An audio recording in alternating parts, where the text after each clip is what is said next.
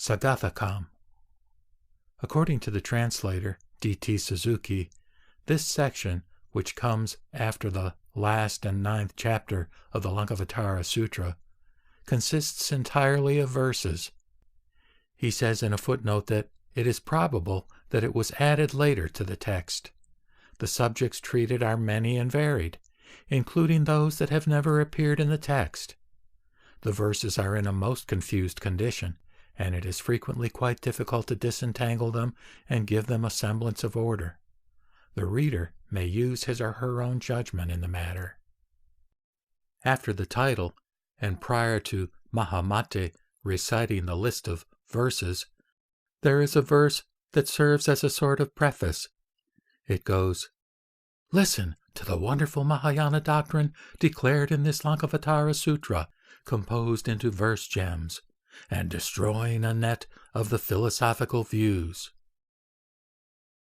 At that time, Mahamati, the Bodhisattva Mahasattva, said this to the Blessed One. Verse 1. From Chapter 2, Verse 1. As thou reviewest the world with thy transcendental knowledge and compassion, it is to thee like an ethereal flower, of which one cannot say whether it is born or destroyed, as the category of being and non-being is inapplicable to it. Verse 2, from Chapter 2, Verse 3. As thou reviewest the world with thy transcendental knowledge and compassion, it is to thee always like a dream, of which one cannot say whether it is permanent or destructible, as the category of being and non-being is inapplicable to it. Verse 3, from Chapter 2, Verse 2. As thou reviewest all things with thy transcendental knowledge and compassion, they are to thee like visions. They are beyond the reach of intellectual grasp, as the category of being and non-being is inapplicable to them. Verse 4, from Chapter 2, Verse 6. With thy transcendental knowledge and compassion, which are above form, thou comprehendest the egolessness of things and persons, and art thyself always clean and free from the hindrance of passion and knowledge. Verse 5, from Chapter 2, Verse 7. Thou dost not vanish in nirvana, nor is nirvana abiding in thee, for it transcends the duality of knowing and known, and of being and non-being. Verse 6, from Chapter 2, Verse 8. Those who see the Muni so serene and beyond birth and death will be cleansed of attachment, stainless both in this world and in the other. Verse 7, from Chapter 2, Verse 151. Like a mirage in the springtime, the mind is found bewildered. Animals imagine water, but there is no reality to it. Verse 8, from Chapter 2, Verse 152. Thus, the Vijnana seed is evolved, and the world comes into view. The ignorant imagine it is born, just like the dim-eyed ones perceive things in the darkness. Verse 9, from Chapter 2, Verse 178. The dhyana practicer, the dhyana, the subject for it, the destruction, the seeing of the truth, these are no more than discriminations. When this is recognized, there is emancipation. Verse 10. These individual objects are not solid realities. They rise because of imagination. As the imagination itself is empty, what is imagined is empty. Verse 11, from Chapter 2, Verse 149. The skandhas, of which the Vijnana is the fifth, resemble the reflection of the trees in water. They are to be regarded as Maya and a dream. They are so by thought construction. Make no discriminations. Verse 12, from Chapter 2, Verse 154. by regarding the world as always like a magically moving corpse, or a machine, or like a dream, or a lightning, or a cloud. The triple continuation is torn asunder, and one is emancipated. Verse 13. By wrong discrimination, the Vijnana system rises, severally as eightfold, as ninefold, like waves on the great ocean. Verse 14. The root is constantly nourished by habit energy, firmly attached to the seat. The mind moves along with an objective world as iron is drawn by the lodestone. Verse 15. The original source on which all sentient beings are dependent is beyond theorization. All doings cease and emancipation obtains. Knowing and known are transcended. Verse 16. In the samadhi known as Maya-like, one goes beyond the 10 stages of bodhisattvaship. One who is removed from thought and knowledge perceives the Mind King. Verse 17. When a turning back takes place in the mind, one abides permanently in the palace of lotus form, which is born of the realm of Maya. Verse 18. Abiding in it, one attains a life of imagelessness, and, like a many-colored jewel, performs religious deeds for all beings. Verse 19. Except for discrimination, there is neither samskrita, or things made, or asamskrita, or things not made. The ignorant hold on to them as a barren woman does to the child of her dream. What fools they are! Verse 20. Let it be known that without self-nature, unborn and empty are a personal soul, the skandha continuity, causation, the dhatus, and the notion of existence and non-existence. Verse 21. To me, teaching is an expedient, but I do not teach external signs. The ignorant, because of their attachment to existence, seize on signified and signifying. Verse 22. A knower of all things is not an all-knower, and all is not within all. The ignorant discriminate and think, I am the enlightened one in the world. But I am not enlightened, nor do I enlighten others. Verse 23, from chapter 2, verse 156. Here is nothing but thought construction and name. You seek in vain for individual signs. The skandhas are like a hairnet wherein discrimination goes on. Verse 24, from chapter 2, verse 143 and the first half of 144. Not ever being in existence, what things are there that are born? But in causation, nothing is lost. When effect-producing objects, or samskrita, are regarded as like unto a barren woman's child, or a flower in the sky, one perceives that grasping, or subject, and grasped, or object, are an error, and desists from committing the same error. There is nothing that is to be born, nor is there anything that has been born.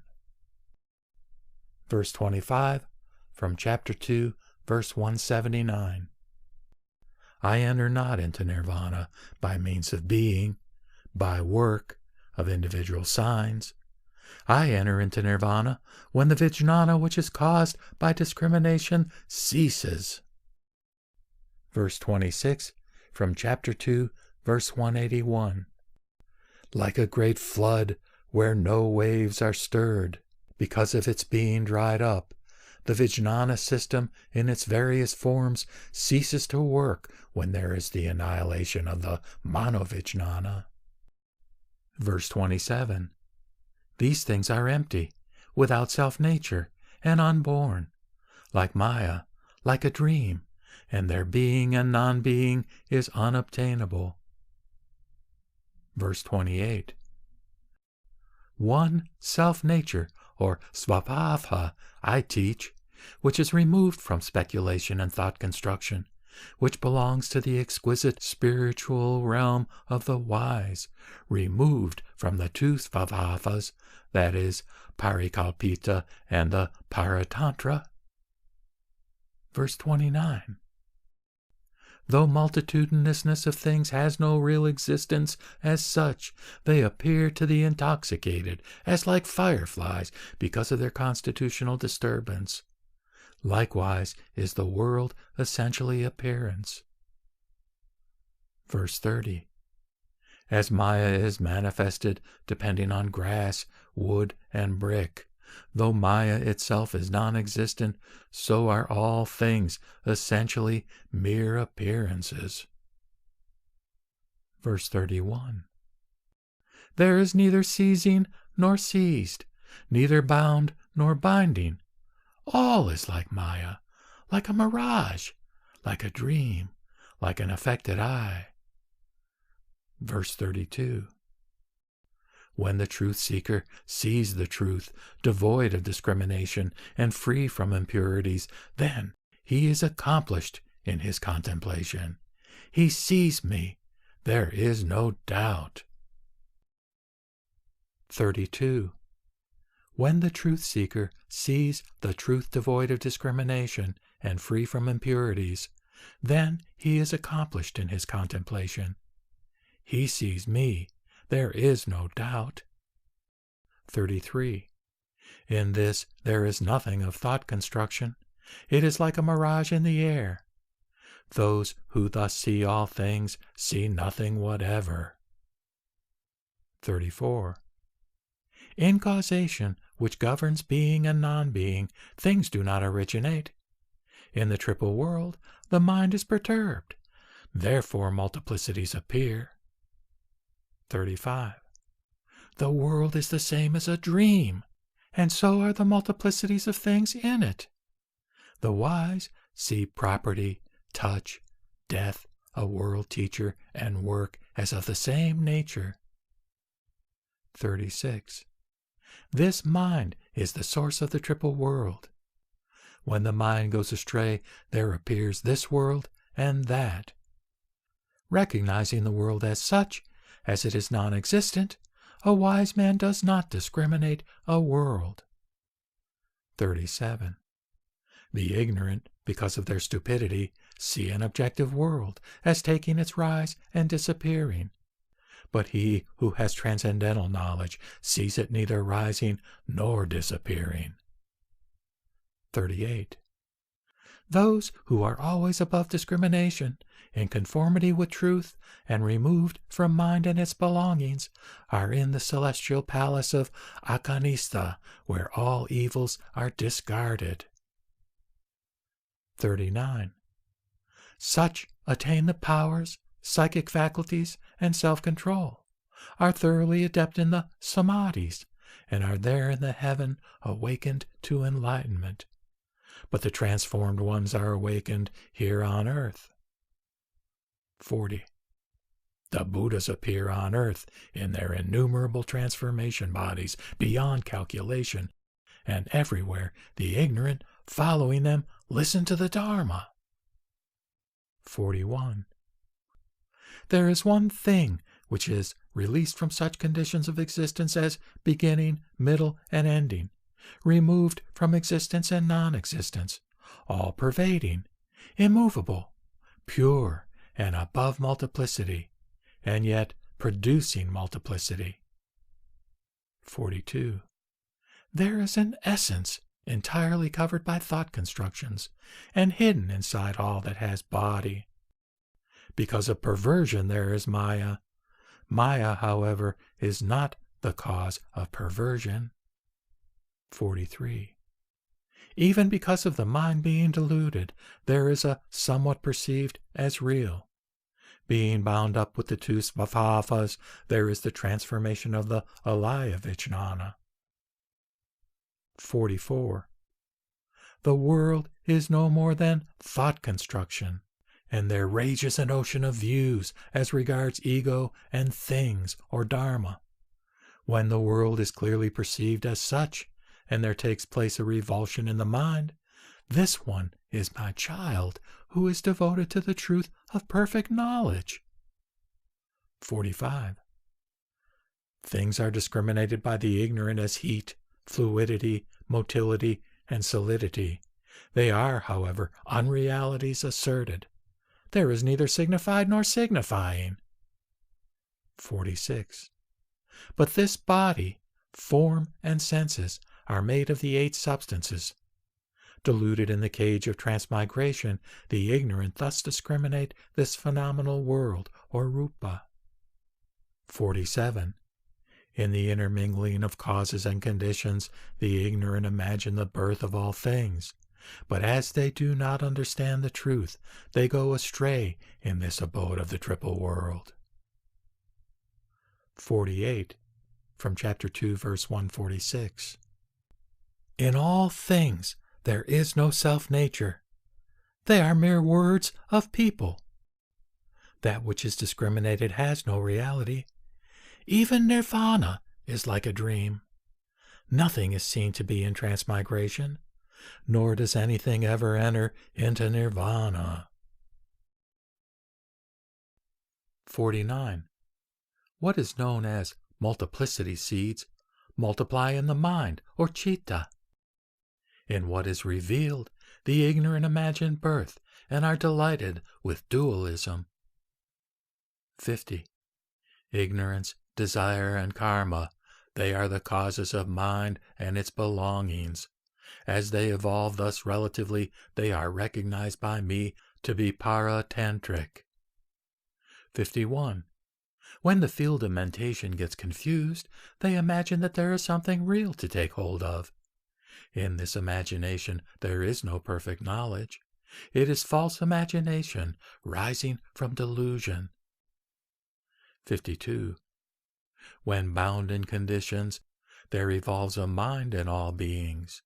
When released from conditions, I say, I see no mind arising. 53. When the mind, released from conditions and unsupported by thought of self, abides no longer in the body, to me there is no objective world. 54 and 55, from chapter 2, verses 147 and 148. As a king or a wealthy householder, giving his children various clay-made animals, pleases them and makes them play with the toys, but later gives them real ones, so I, making use of various forms and images of things, instruct my sons. But the limit of reality can only be realized within oneself. 56, from chapter 2, verse 99. Like waves that rise on the ocean, stirred by the wind, dancing and without interruption. 57. So the flood of the alaya vijnana is always stirred by the winds of objectivity, and goes on dancing with the various vijnana waves. 58. Because there is that which is seized and that which seizes, mind rises in all beings. There are no such signs visible in the world as are imagined by the ignorant. 59. There is the highest alaya vijnana, and again there is the alaya as thought construction. I teach suchness or tathata that is above seized and seizing. 60. Neither an ego, nor a being, nor a person exists in the skandhas. There is birth when the vijnana is born, and cessation when the vijnana ceases. 61. As a picture shows highness and lowness, while in reality there is nothing of the sort in it, so in things existent there is thingness seen as real, while there is nothing of the sort in them. 62. The visible world has always the appearance of the city of the Gandharvas, and that of Fata Morgana. It is to be regarded as such, but it does not thus exist to the transcendental wisdom of the wise. 63 and 64, from chapter 3, verses 79 and 80. That which is released from senses and measurements is neither an effect nor a cause. It has nothing to do with knowledge and that which is to be known. It is free from predicated and predicating. There is something which is nowhere to be seen by anybody as the skandhas, causation, enlightenment. Of that which is nowhere to be seen by anybody, what description can we make? 65. A proposition is established by means of conditions, reasons, and examples, such as a dream, the Gandharva's castle, fire wheel, mirage, the moon, the sun. Verses 66 through 69. By such examples as flame, hair, etc., I teach that birth is something not to be recognized really as such. The world is something imagined, empty like a dream or maya, which is in error. The triple world has nowhere to place itself, either within or without. It is thus homeless. Seeing that all beings are unborn, there grows a full acceptance of the truth that nothing is ever born. Kshanti anupati. He will then attain the samadhi called Maya-like, the will body, the psychic faculties, the self-mastery, the various powers belonging to the mind. All things existent are unborn, empty, and without self-substance, and the delusion about them rises and ceases in accordance with conditions. Verse 70. Depending upon the mind, there appears within a mind, and without a world of individual objects. This and no other is an external world which is imagined by the ignorant. 71. This heap of bones, the Buddha image, the analysis of the elements, these are subjects of meditation. By means of mental images, good students handle the various aspects of the world. 72. Body, abode, and property are the three representations seized upon as objects. The will, the desire to hold, the discrimination of these representations are the seizing agents. 73. As long as those philosophers who get confused in their reasonings and who are unable to go beyond the realm of words distinguish the discriminating from the discriminated, so long they do not see the truth of suchness. 74. When the yogin, by means of his transcendental wisdom, understands that all things existent have no self-substance, he thus attains calmness and establishes himself in the state of no form. 75. As an object painted black is taken by the unwise to be a cock, so by the ignorant who do not know, the triple vehicle is understood in like manner. 76. There are no Shravakas, no Pratyeka Buddhas here. If, however, one recognizes the form of a Buddha, of a Shravaka, this is a transformed manifestation of the Bodhisattva, whose nature is compassion itself. 77. The triple world of existence is no more than thought construction, which is discriminated by the twofold svabhava of imagination and relative knowledge.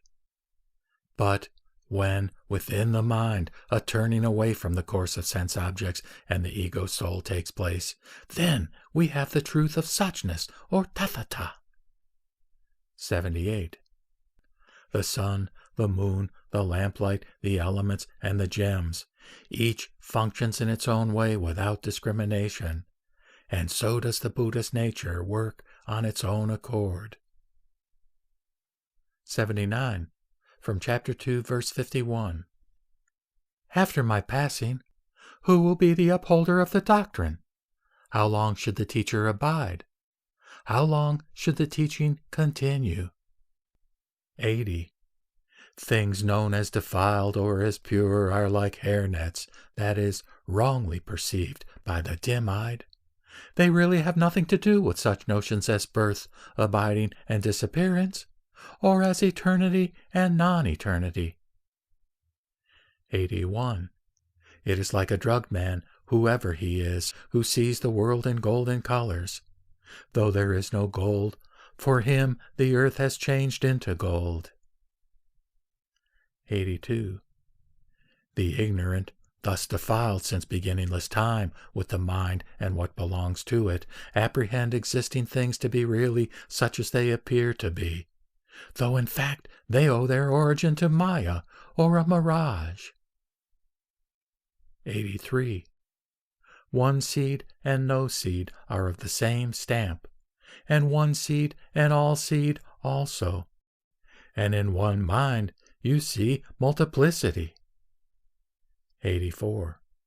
When one seed is made pure, there is a turning into a state of no seed.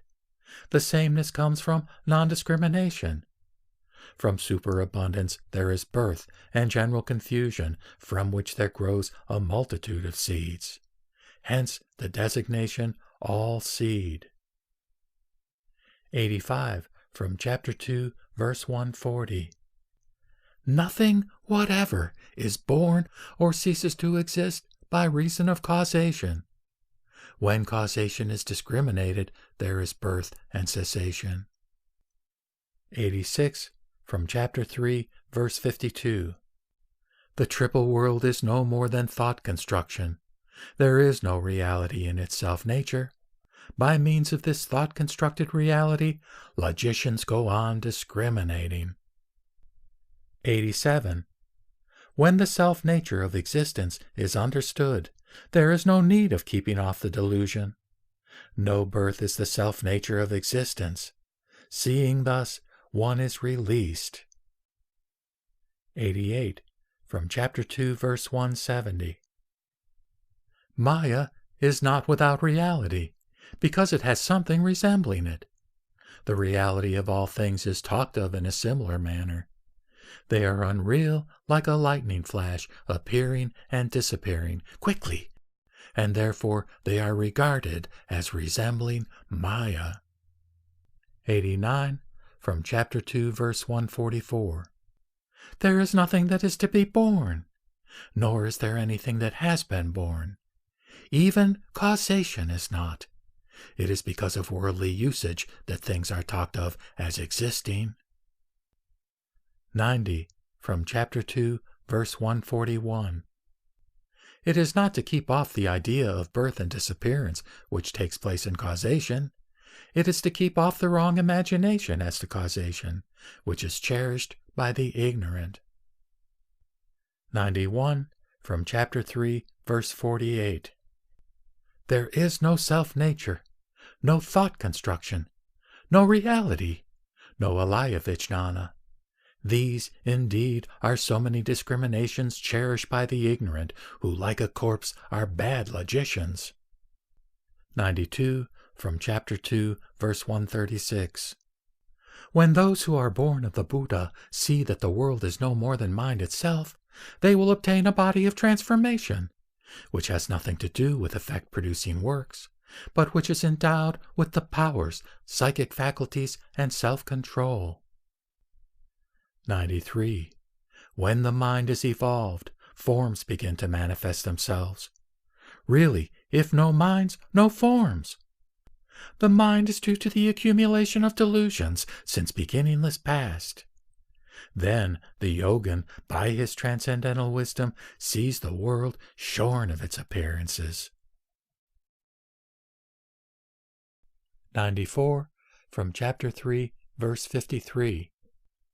Individual form, reality, thought construction. These are only a mental disturbance. Transcending all this, my sons will walk where there is no discrimination. 95. The Gandharva's air castle, Maya, a hair circle, and a Fata Morgana. They are non-entities, yet they appear as if they were entities. The nature of an objective existence is thus to be regarded. 96. Nothing has ever been brought into existence. All that is seen before us is delusion. It is due to delusion that things are imagined to have come into existence. The ignorant are delighted with the dualism of discrimination. 97. As memory or habit energy or vasana grows in various forms, the mind is evolved like the waves. When memory is cut off, there is no evolving of mind. 98.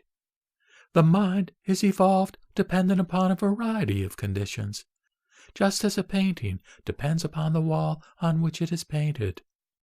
If otherwise, why is not the painting produced in the air? 99.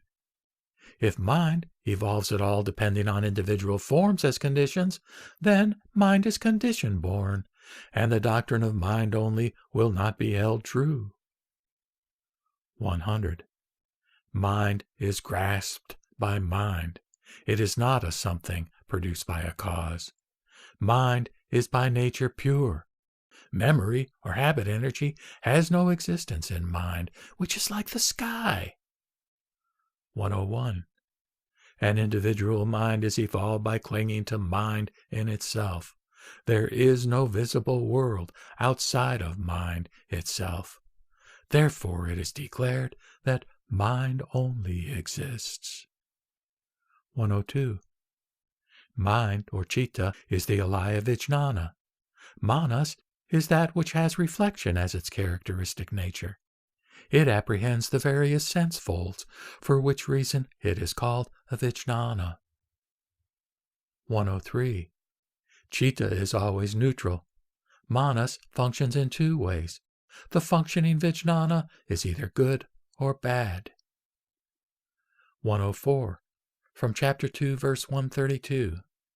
The gate of highest reality has nothing to do with the two forms of thought construction, subject and object. Where the imageless stands, why should we establish the triple vehicles? 105 through 109, chapter 4, verses 1 through 5. The abodes and stages of Buddhahood are established in the mind only, which is imageless. This was told, is told, and will be told by the Buddhas. The first 7 stages are still of the mind, but here the 8th is imageless. The 2 stages, the 9th and the 10th, have still something to rest themselves on. The highest stage that is left belongs to me. Self-realization and absolute purity, this stage is my own. It is the highest station of Mahasvara, and Akani is the heaven, shining brilliantly. Its rays of light move forward like a mass of fire. They who are bright-colored, charming, and auspicious transform the triple world. Some worlds are being transformed, while others have already been transformed. There I preach the various vehicles which belong to my own stage. 110. In self-realization itself, there are no time limits. It goes beyond all the realms belonging to the various stages. Transcending the measure of thought, it establishes itself as the result of discipline in the realm of no appearance.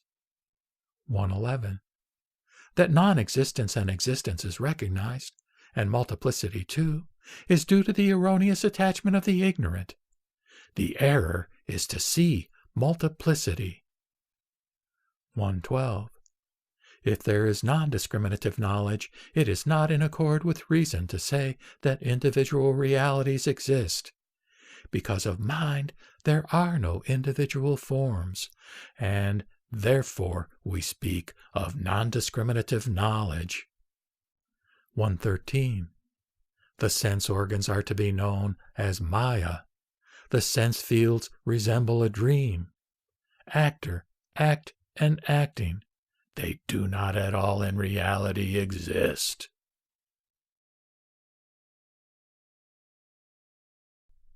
114. From chapter 2, verse 133 and verse 176. The dhyanas, the immeasurables, and the no-form samadhis, and the thought cessation, all these are not at all found in mind only. The dhyanas, the immeasurables, the formless, the samadhis, and the complete extinction of thought, these do not exist where the mind alone is. 115 from chapter 2, verse 130 and verse 177. The fruit of the stream entered, and that of the once to come, the fruit of the not to come, and arhatship, all these are due to mental perturbation.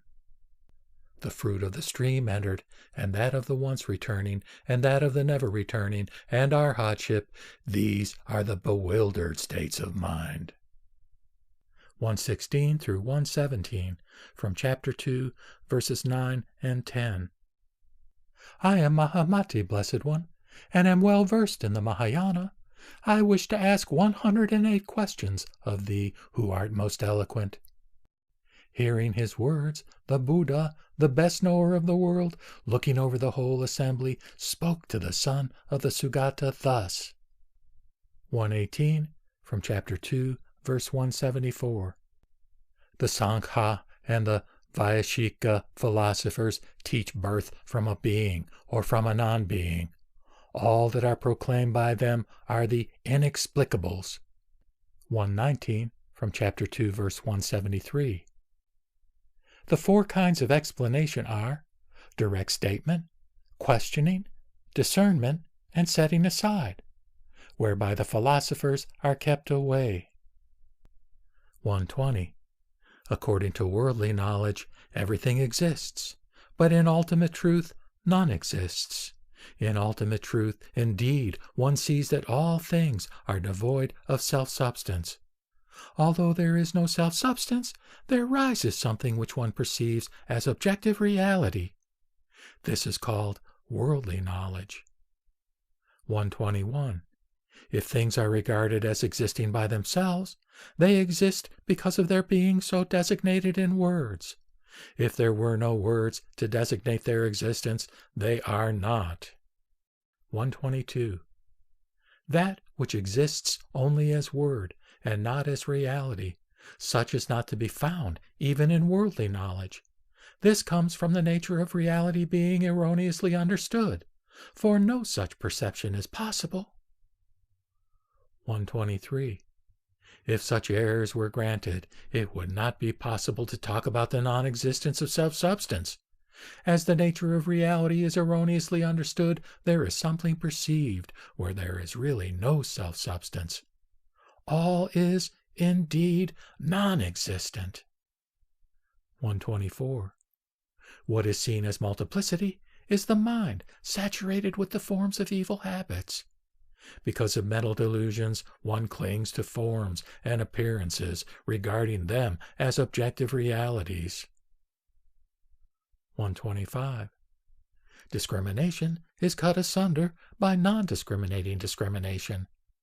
The truth of emptiness is seen into by non-discriminating discrimination. 126. Like an elephant magically created, like golden leaves in a painting, the visible world is to the people whose minds are saturated with the forms of ignorance. 127 through 128, from chapter 2, verses 168 and 169. The wise do not see the error, nor is there any truth in its midst. If truth is in its midst, the error would be truth. If there is the rising of individual forms, apart from all error, this will indeed be error. The defiled is like darkness. 129. As a man whose eye is affected with a cataract perceives a hair circle because of his delusion, so the ignorant perceive an objective world rising with its various aspects. 130, from chapter 2, verse 150.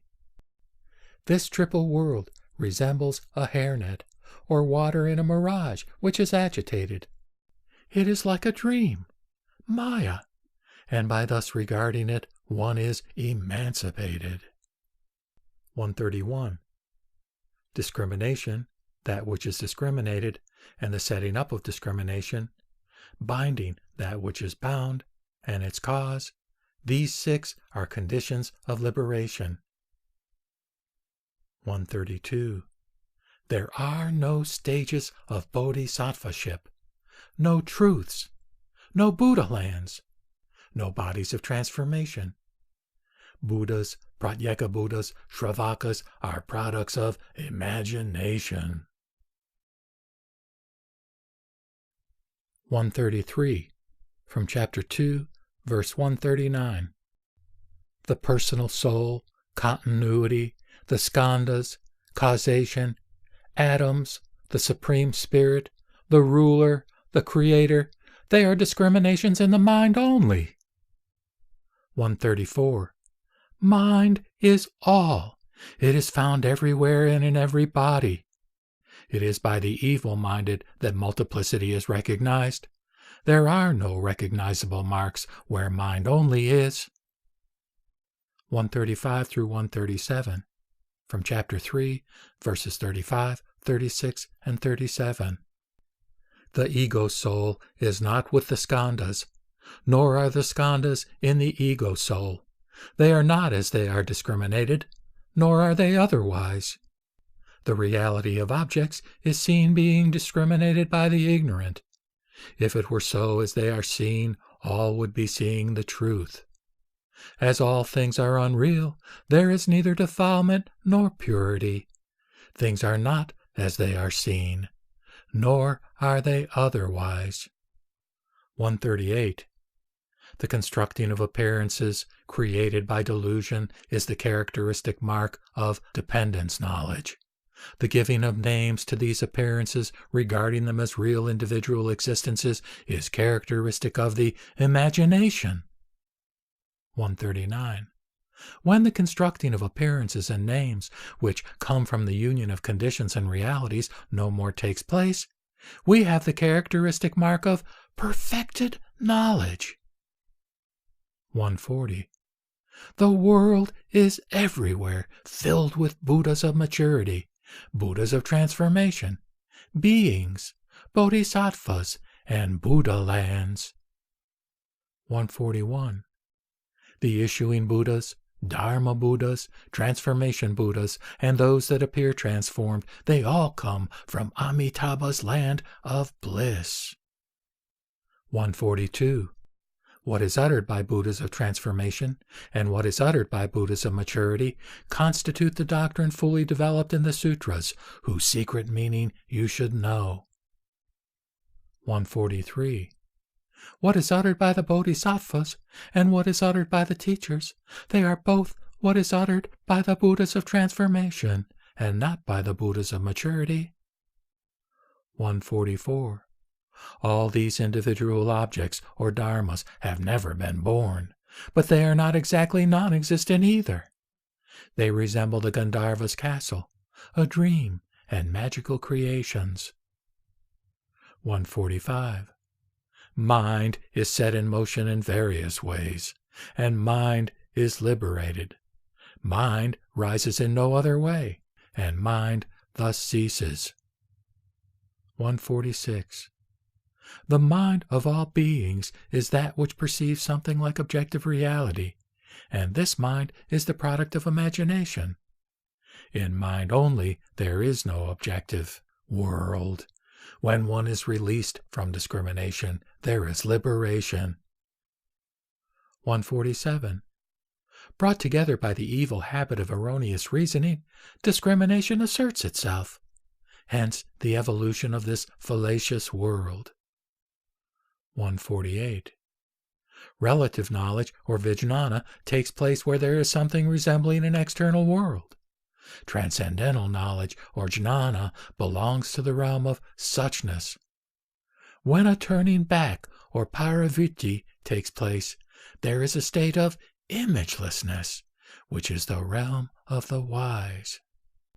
149, from chapter 2, verse 161.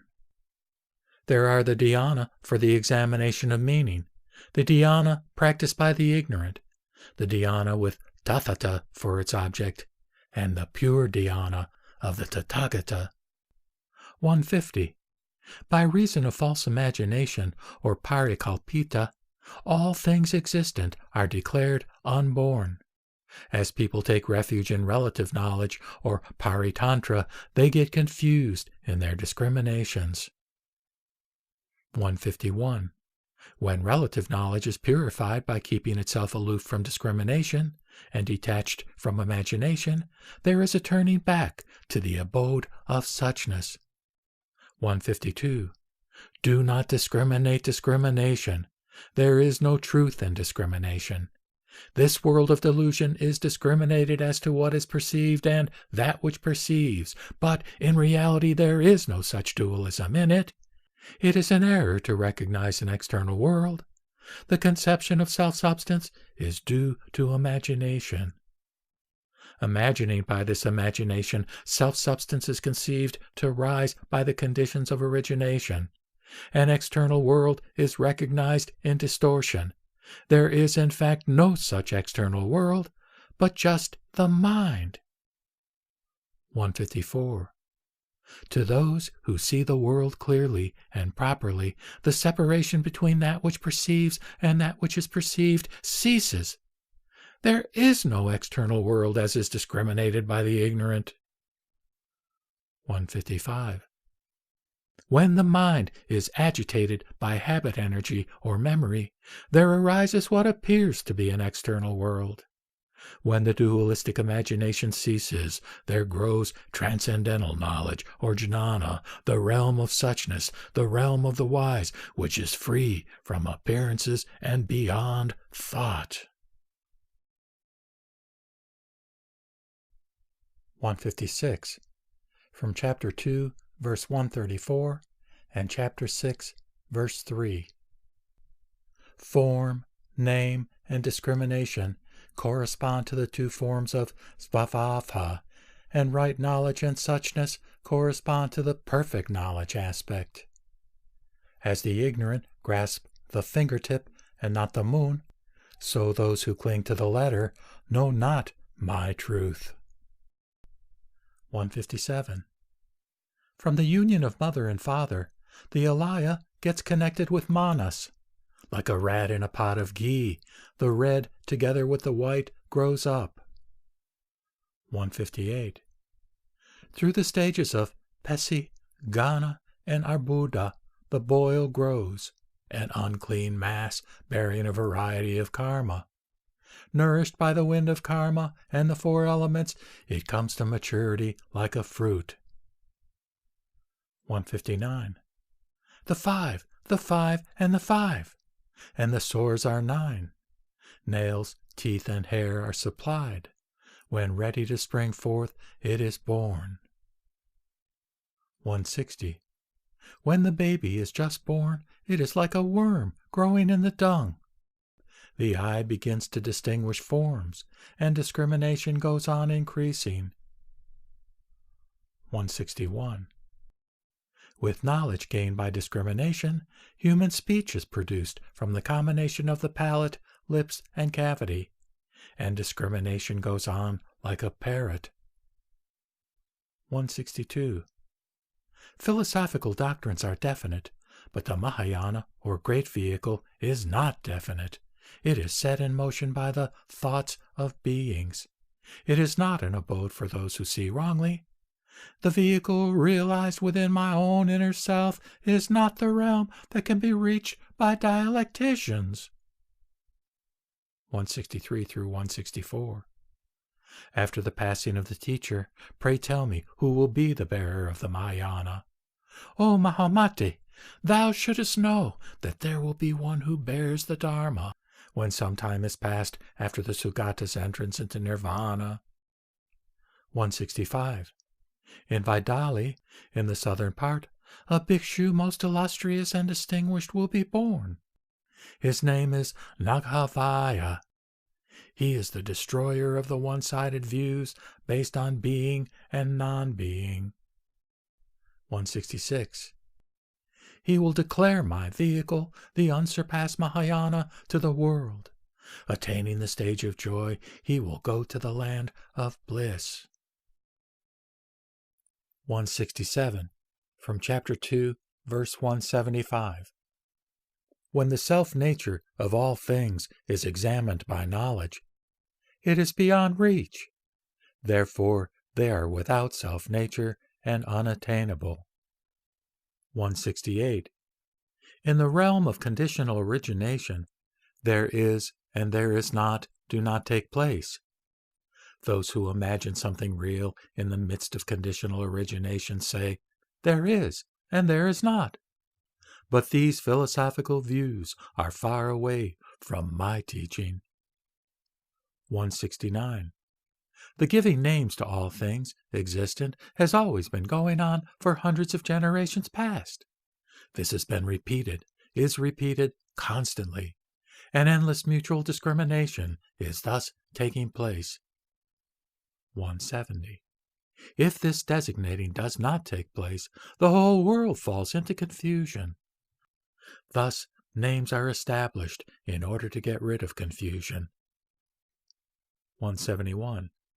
Things existent are discriminated by the ignorant in the threefold form of discrimination. There is delusion from discriminating names, from conditional origination, and from the notion of being born. 172. The philosophers argue that the primary elements are unborn and, like the sky, are imperishable. But in reality, there are no individual self-substances, and the notion itself belongs to discrimination. 173. Individual existences are appearances, images, like Maya, a mirage, a dream, a wheel made by a revolving firebrand, the Gandharva's castle, an echo. They are all born in the same manner. 174. Non-duality, suchness, emptiness, ultimate limit, essence or dharmata, non-discrimination, all these I teach as belonging to the aspect of perfected knowledge, or parinishpana. 175. Language belongs to the realm of thought. The truth becomes thus wrongly represented. Transcendental knowledge, or prajna, being discriminated by thought, falls into a duality. Therefore, transcendental knowledge is something not imagined. 176 to 177, from Chapter 3, verses 9 and 10. As far as the duality of being and non-being extends, there is the realm of intellection. When this realm vanishes, intellection completely ceases. When the external world is not grasped as real, there is neither causation nor reality. There is the essence of suchness, or tathata, which is the spiritual realm of the wise. 178. The whole existence is not perceived by the ignorant as it is perceived by the wise. The whole existence as it is perceived by the wise has no marks of individuation. 179. As a spurious necklace, not of gold though looking like it, is imagined by the ignorant to be of genuine gold, so are all things imagined by those who reason wrongly. 180. From Chapter 3, verse 11. Those who believe in the birth of something that has never been in existence, and, coming to exist, finally vanishes away, which leads them to assert that things come to exist, things pass away according to causation, such people have no foothold in my teaching. 181. Things have no beginning, no end. They are abiding in the aspect of reality. There is no creator, nothing doing in the world, but the logicians do not understand. 182. Whatever things there are thought to have been in existence in the past, to come into existence in the future, or to be in existence at present, all such are unborn. 183 to 184, from Chapter 3, verses 44 and 45. The transformation of the form in time, and the embracing of the soul in the elements and sense organs, which is in its middle way existence, they who thus imagine the birth of a child are not wise men.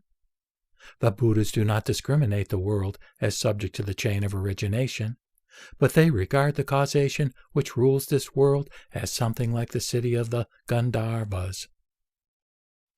185. This world is just a sign indicative of reality, or dharmata, Apart from the sign, nothing is produced. Nothing is destroyed. 186 to 187, from Chapter 2, verses 159 and 160. In a mirror, in water, in an eye, in a vessel, and on a gem, images are seen. But in them there are no images, that is, realities, anywhere to take hold of. Like a mirage in the air, so is a variety of things mere appearance. They are seen in diversity of forms, but are like a child in a barren woman's dream. 188 to 189, from Chapter 3, verses 1 and 2. My Mahayana is neither a vehicle, nor a sound, nor words. It is neither the truth, nor emancipation, nor the realm of imagelessness. Yet the Mahayana is a vehicle on which the samadhis are carried, leading to various creative activities. The several forms of the will body are adorned with the flowers of the sovereign will. 190. Existence, in its conditional relations, cannot be described as unity or diversity. It is just in a general way of speaking that there is birth, cessation, and destruction. 191. Emptiness unborn is one thing. Emptiness born is another. Emptiness unborn is the better, because emptiness born leads to destruction. 192. Suchness, emptiness, the limit, nirvana, and the dharmadhatu, the various will-made bodies, these I point out as synonymous. 193. Those who discriminate purity according to the sutras, vinayas, and abhidharmas follow books and not the inner meaning. They are not established in egolessness. 194 to 196, from Chapter 3, verses 12 through 14. It is not by the philosophers, not by the Buddhas, not by myself, not by anybody else, but by causation that being obtains. How can one talk of non-being? When being obtains by causation, who can bring about non-being? By reason of the wrong views based on the doctrine of birth, being and non-being are discriminated. When it is realized that there is nothing born, nothing passing away, there is no way to admit its being and non-being. The world is to be regarded as quiescent. 197. The visible world is likened to the hare's horns, as long as all beings go on discriminating. Those who discriminate are deluded, just like a deer running after a mirage. 198. By clinging to discrimination, more discrimination goes on. When the cause of discrimination is put away, one is disengaged therefrom. 199 to 200, from Chapter 3, verses 54 and 55.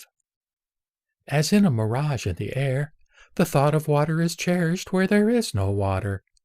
So things are seen by the ignorant, otherwise than by the wise.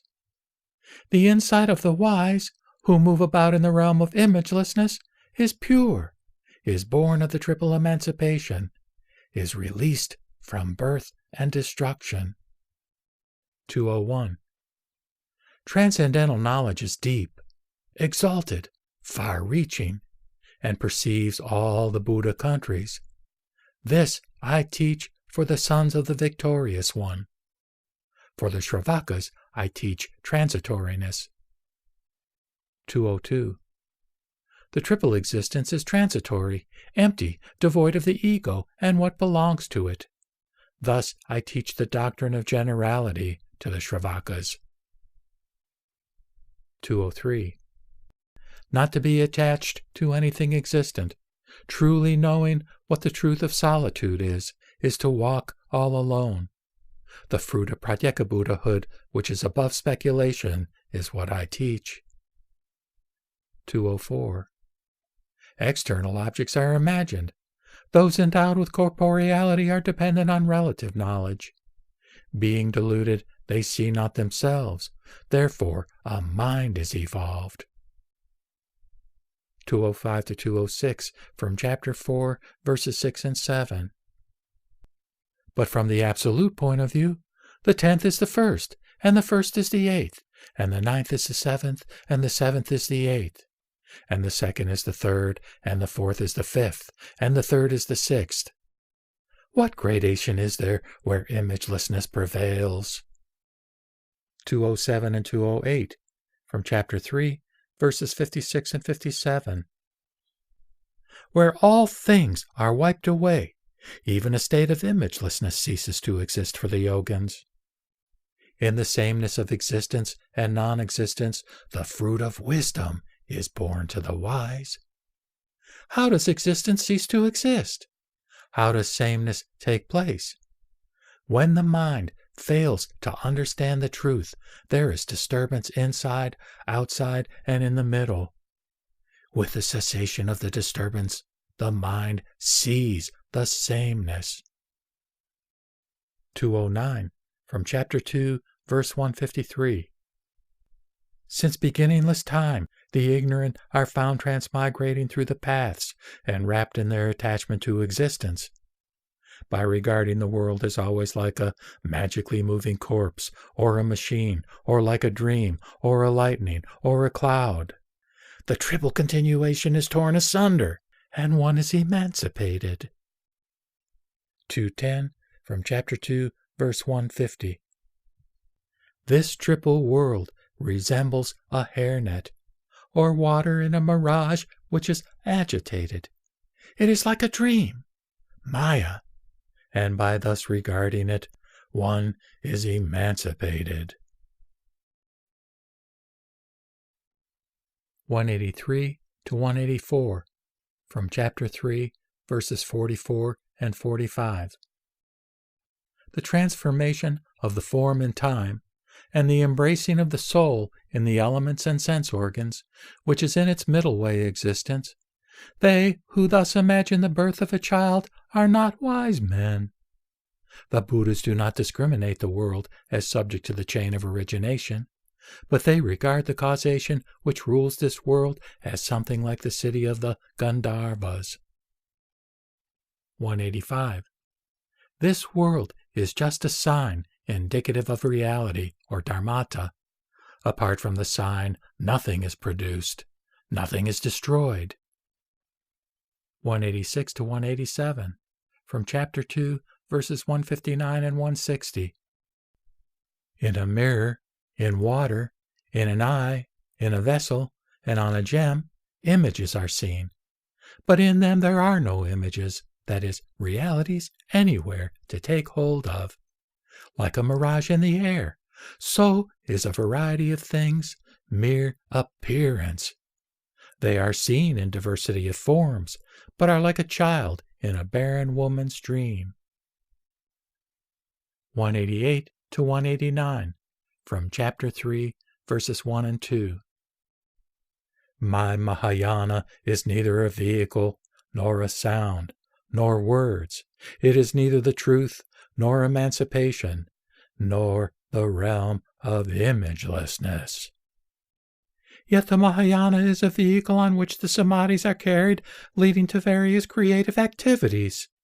The several forms of the will body are adorned with the flowers of the sovereign will. 190.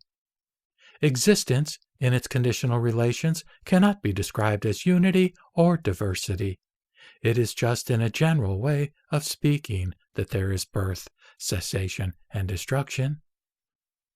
191. Emptiness unborn is one thing. Emptiness born is another. Emptiness unborn is the better, because emptiness born leads to destruction. 192. Suchness, emptiness, the limit, nirvana, and the dharmadhatu, the various will-made bodies, these I point out as synonymous. 193. Those who discriminate purity according to the sutras, Vinayas, and Abhidharmas follow books and not the inner meaning. They are not established in egolessness. 194 to 196, from Chapter 3, verses 12 through 14. It is not by the philosophers, not by the Buddhas, not by myself, not by anybody else, but by causation that being obtains. How can one talk of non-being? When being obtains by causation, who can bring about non-being? By reason of the wrong views based on the doctrine of birth, being and non-being are discriminated. When it is realized that there is nothing born, nothing passing away, there is no way to admit its being and non-being. The world is to be regarded as quiescent. 197. The visible world is likened to the hare's horns as long as all beings go on discriminating. Those who discriminate are deluded, just like a deer running after a mirage. 198. By clinging to discrimination, more discrimination goes on. When the cause of discrimination is put away, one is disengaged therefrom. 199 to 200, from Chapter 3, verses 54 and 55. As in a mirage in the air, the thought of water is cherished where there is no water. So things are seen by the ignorant, otherwise than by the wise. The insight of the wise, who move about in the realm of imagelessness, is pure, is born of the triple emancipation, is released from birth and destruction. 201. Transcendental knowledge is deep, exalted, far-reaching, and perceives all the Buddha countries. This I teach for the sons of the victorious one. For the Shravakas I teach transitoriness. 202. The triple existence is transitory, empty, devoid of the ego and what belongs to it. Thus I teach the doctrine of generality to the Shravakas. 203. Not to be attached to anything existent, truly knowing what the truth of solitude is to walk all alone. The fruit of Pratyeka Buddhahood, which is above speculation, is what I teach. 204. External objects are imagined. Those endowed with corporeality are dependent on relative knowledge. Being deluded, they see not themselves. Therefore, a mind is evolved. 205 to 206, from Chapter 4, verses 6 and 7. But from the absolute point of view, the 10th is the first, and the first is the 8th, and the 9th is the 7th, and the 7th is the 8th, and the 2nd is the 3rd, and the 4th is the 5th, and the 3rd is the 6th. What gradation is there where imagelessness prevails? 207 and 208, from Chapter 3, verses 56 and 57. Where all things are wiped away, even a state of imagelessness ceases to exist for the yogins. In the sameness of existence and non-existence, the fruit of wisdom is born to the wise. How does existence cease to exist? How does sameness take place? When the mind fails to understand the truth, there is disturbance inside, outside, and in the middle. With the cessation of the disturbance, the mind sees the sameness. 209, from Chapter 2, verse 153. Since beginningless time, the ignorant are found transmigrating through the paths and wrapped in their attachment to existence. By regarding the world as always like a magically moving corpse, or a machine, or like a dream, or a lightning, or a cloud, the triple continuation is torn asunder, and one is emancipated. 210, from Chapter 2, verse 150. This triple world resembles a hairnet, or water in a mirage which is agitated. It is like a dream, Maya, and by thus regarding it, one is emancipated. Verse 211. There are 4 psychic powers: that which comes from the maturing of the disciplinary exercises, that which comes from the sustaining power of the Buddhas, that which rises from entering into the various paths of living beings, and that which is obtained in a dream. 212. The psychic power which is obtained in a dream, that which comes from the power of the Buddhas, and that which has its birth by entering the various paths of beings, these powers are not born of the maturing of the disciplinary exercises. 213. The mind being influenced by habit energy, there rises a something resembling real existence. As the ignorant do not understand, it is said that there is the birth of realities. 214. As long as external objects are discriminated as possessing individual marks, the mind is confused, being unable to see its own delusion. 215. Why is birth spoken of? Why is not the perceived world spoken of? When the perceived world, which has no existence, is yet perceived as existing, what is that which is spoken of? To whom is it, and why? 216. The citta in its essence is thoroughly pure. The manas is defiled, and the manas is with the vijnanas. Habit energy is always casting out its seeds. 217. The alaya is released from the body. The manas solicits the various paths of existence. The vijnana is deluded with something resembling an objective world, and perceiving it is befooled. 218. What is seen is one's own mind. An objective world exists not. When one thus perceives that existence is an error, one even gets into suchness. 219. The spiritual realm attained by dhyana devotees, karma, and the exalted state of the Buddhas, these 3 are beyond thought. They belong to the vijnana realm that surpasses thought. 220. The past and the future, nirvana, a personal ego, space, words, of these I talk because of worldly convention.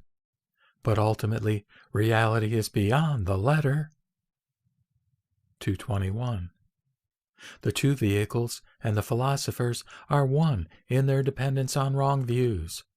They are confused in regard to mind only, and imagine an external existence. 222. The enlightenment attained by the Pratyeka Buddhas, Buddhahood, Arhatship, and the seeing of the Buddhas, these are the secret seeds that grow in enlightenment. But it is accomplished in a dream. 223. Maya, citta or mind, intelligence, tranquility, the dualism of being and non-being. Where are these teachings? For whom? Whence? Wherefore? And of what signification? Pray, tell me. 224. I teach such things as Maya, being and non-being, etc., to those who are confused in the teaching of mind only. When birth and death are linked together as one, qualified and qualifying are removed. 225. Another name for manas is discrimination or vikalpa, and it goes along with the 5 vijnanas. Mind seeds take their rise in the way images appear in a mirror, or waves roll on the ocean waters. 226. When the citta, manas, vijnanas cease to arise, then there is the attainment of the will body and of the Buddha stage. Verse 227. Causation, the dhatus, skandhas, and the self-nature of all things, thought construction, a personal soul, and mind, they are all like a dream, like a hairnet. 228. Seeing the world as like Maya and a dream, one abides with the truth. The truth indeed is free from individual marks, removed from speculative reasoning. 229. The inner realization attained by the wise always abides in a state of no memory. It leads the world to the truth, as it is not confused with speculative reasoning. 230. When all false speculation subsides, error no more arises. As long as there is discriminative knowledge, error keeps on rising. 231. The world is empty and has no self-nature. To talk of permanency and impermanency is the view maintained by followers of birth, and not by those of no birth. 232. The philosophers imagine the world to be of oneness and otherness, of bothness and not bothness, and to have risen from isvara, or spontaneously, or from time, or from a supreme spirit, or other causal agency. 233. The Vijnana, which is the seed of transmigration, is not evolved when this visible world is truly recognized. Like a picture on a wall, it disappears when its nature is recognized. 234. Like figures in Maya, people are born and die. In the same way, the ignorant, because of their stupidity, imagine there really is bondage and release. 235.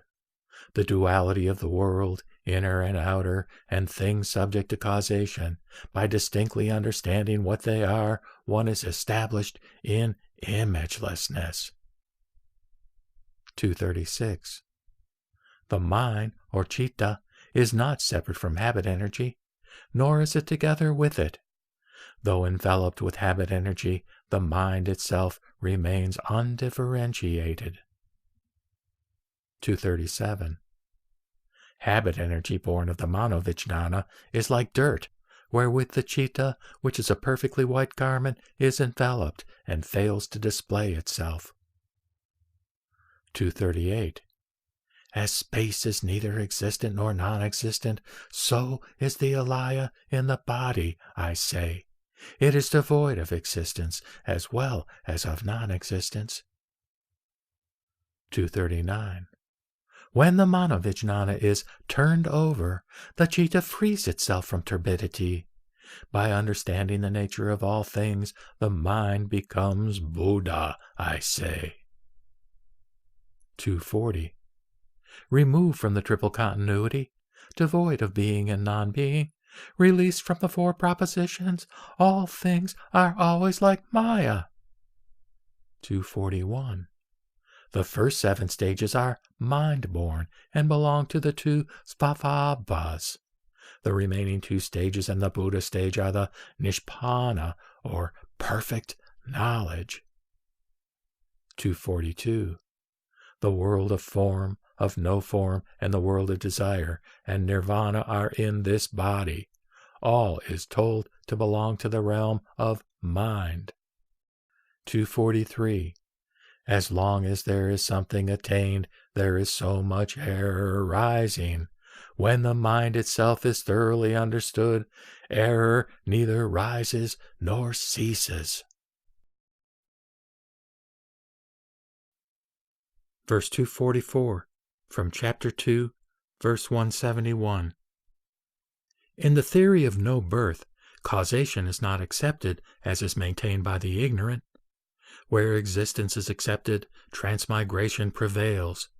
Seeing that all things are like Maya, etc., one does not discriminate individual signs. 245, from chapter 2, verse 131. The triple vehicle, the one vehicle, and the no vehicle, of these I talk for the sake of the dull-witted, and also for the wise, solitude-loving ones. 246. 2 things are established by me: individual objects and realization. There are 4 principles which constitute the dogmas of logic. 247. The error, or the world, is discriminated when it is seen as characterized with varieties of forms and figures. When names and forms are removed, self-nature becomes pure, which is the realm of the wise. 248. As long as discrimination is carried on, the parikalpita, or false imagination, continues to take place. But as what is imagined by discrimination has no reality, self-nature is truly understood in the realm of the wise. 249. The mind emancipated is truth, constant and everlasting, the essence making up the self-nature of things, and suchness is devoid of discrimination. 250. There is reality. It is not to be qualified as pure, nor is it to be said defiled. Since a mind purified leaves traces of defilement, but reality is the truth that is absolutely pure, belonging to the realm of the wise. 251. The world is born of causation. When it is regarded as removed from discrimination and as resembling Maya, a dream, etc., one is emancipated. 252. Varieties of habit energy growing out of error are united with the mind. They are perceived by the ignorant as objects externally existing, and the essence of mind is not perceived. 253. The essence of mind is pure, but not the mind that is born of error. Error arises from error. Therefore, mind is not perceived. 254. Delusion itself is no more than truth. Truth is neither in samskara nor anywhere else, but it is where samskara is observed in its proper bearings. 255. When the samskrita is seen as devoid of qualified and qualifying, all predicates are discarded, and thus the world is seen as of mind itself. 256. When the yogin enters upon mind only, he will cease discriminating in external world. Establishing himself where suchness has its asylum, he will pass on to mind only. 257. By passing on to mind only, he passes on to the state of imagelessness. When he establishes himself in the state of imagelessness, he sees not even the Mahayana. The state of non-striving is quiescent and thoroughly purified with the original vows. The most excellent knowledge of egolessness sees no duality in the world because of imagelessness. 259.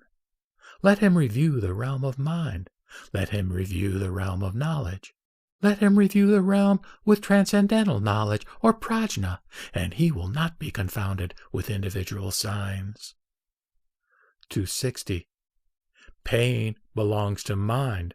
Accumulation is the realm of knowledge. The remaining two truths and the Buddha stage are where transcendental knowledge functions. 261. The attainment of the fruits, nirvana, and the Eightfold Path. When all these truths are thus understood, there is Buddha knowledge, thoroughly purified. 262. The eye, form, light, space, and attention, or manas. Out of this combination there is the birth of consciousness, or vijnana, in people. Consciousness is indeed born of the alaya. 263. There is nothing grasped nor grasping, nor one who grasps. There are no names, no objects. Those who carry on their groundless discriminative way of thinking lack intelligence. 264. Name is not born of meaning, nor is meaning born of name. Whether things are born of cause or of no cause, such is discrimination. Have no discrimination. Verse 265 from chapter 2, verse 145. In all things there is no self-nature. Words, too, are devoid of reality. As the ignorant understand not what is meant by emptiness, yes, by emptiness they wander about. 266. Imagining himself to be standing on a truth, he discourses on thought construction. Oneness is not attained in 5 ways, and thus the truth is abandoned. 267. Delusion is the evil one who is to be broken down. Being and non-being is to be transcended. As one sees into the truth of egolessness, he has no longing for, no evil thought of, the world. 268. The philosophers imagine a permanently existing creator, engaged in mere verbalism. Highest truth is beyond words. The Dharma is seen when cessation takes place. 269. Leaning on the alaya for support, the manas is evolved. Depending on the citta and manas, the vijnana system is evolved. 270. What is established by a proposition is a proposition. Suchness is the essence of mind. When this is clearly perceived, the yogin attains the knowledge of mind only. 271. Let one not think of the manas, individual signs, and reality from the point of view of permanency and impermanency, nor let him think in his meditation of birth and no birth. 272. They do not discriminate duality. The vijnana arises from alaya. The oneness of meaning thus taking place is not to be known by a dually operating mind. 273. There is neither a speaker, nor speaking, nor emptiness, since the mind is seen. But when the mind is not seen, there rises a net of philosophical doctrines. 274. There is no rising of the causation chain, nor are there any sense organs. No dhatus, no skandhas, no greed, no sanskrita. 275. There is no primarily working fire, no working done, no effects produced, no final limit, no power, no deliverance, no bondage. 276. There is no state of being to be called neutral or inexplicable. There is no duality of dharma and adharma. There is no time, no nirvana, no dharma essence. 277. And there are no Buddhas, no truths, no fruition, no causal agents, no perversion, no nirvana, no passing away, no birth. 278. And then there are no 12 elements, and no duality either, of limit and no limit. Because of the cessation of all the notions that are cherished by the philosophers, I declare that there is mind only. 279. The passions, path of karma, the body, creators, fruitions, they are like a fata morgana and a dream. They are like a city of the Gandharvas. 280.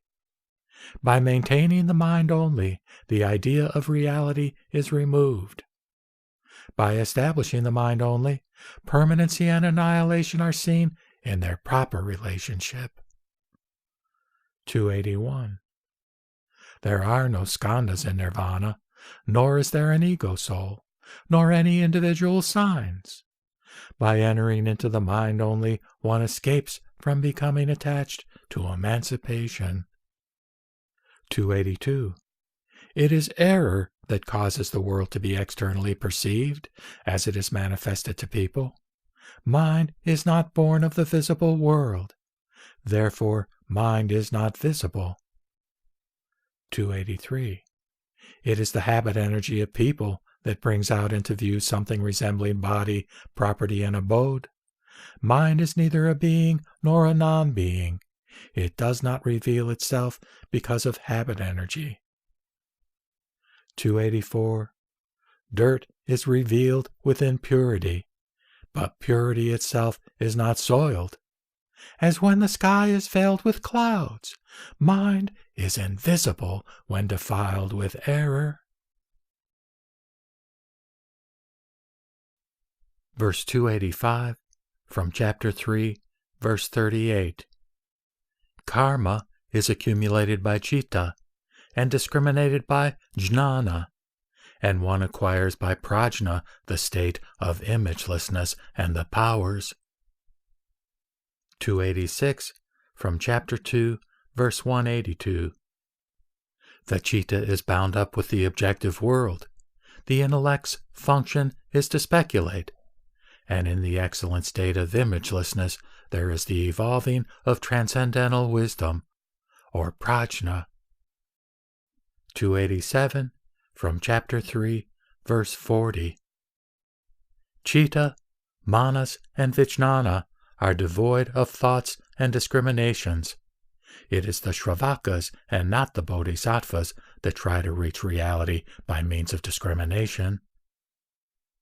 288 from chapter 3, verse 41.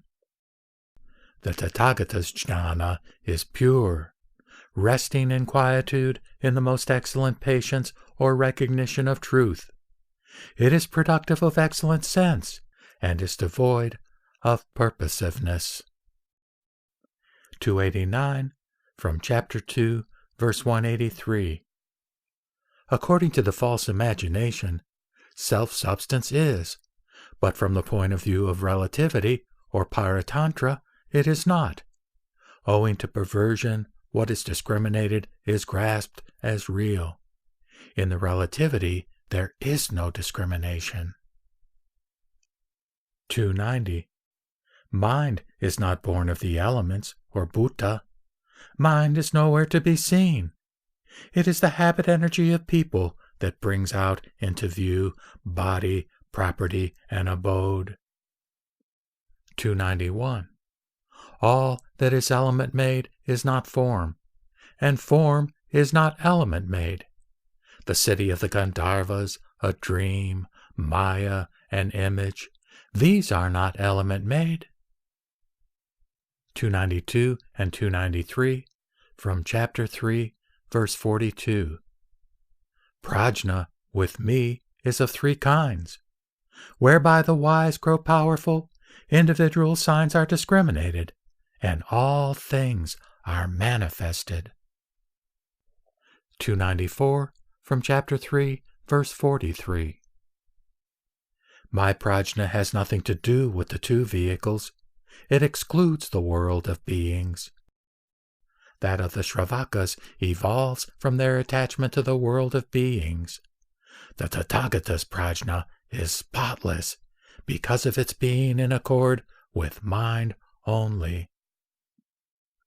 295. As reality and non-reality can be predicated of existence that originates from causation, the view of oneness and otherness definitely belongs to them. 296 to 302 from chapter 2, verses 184 through 190. Multitudinous of differentiations is imagined as real by the ignorant, but being like Maya, they obtain not. Varieties of individual forms are discriminated as such, but they really do not obtain. To imagine individual forms is wrong. It puts one in bondage. They are born of mind due to the false imagination of the ignorant. Based on the relativity, they are discriminated. The existence thus subjected to discrimination is no other than its relativity aspect. The false imagination is of various forms. Based on the relativity, discrimination is carried on. Conventional truth, or samvritti, and ultimate truth, or paramatha. If there be a third, non-entity is its cause. The false imagination belongs to the conventional.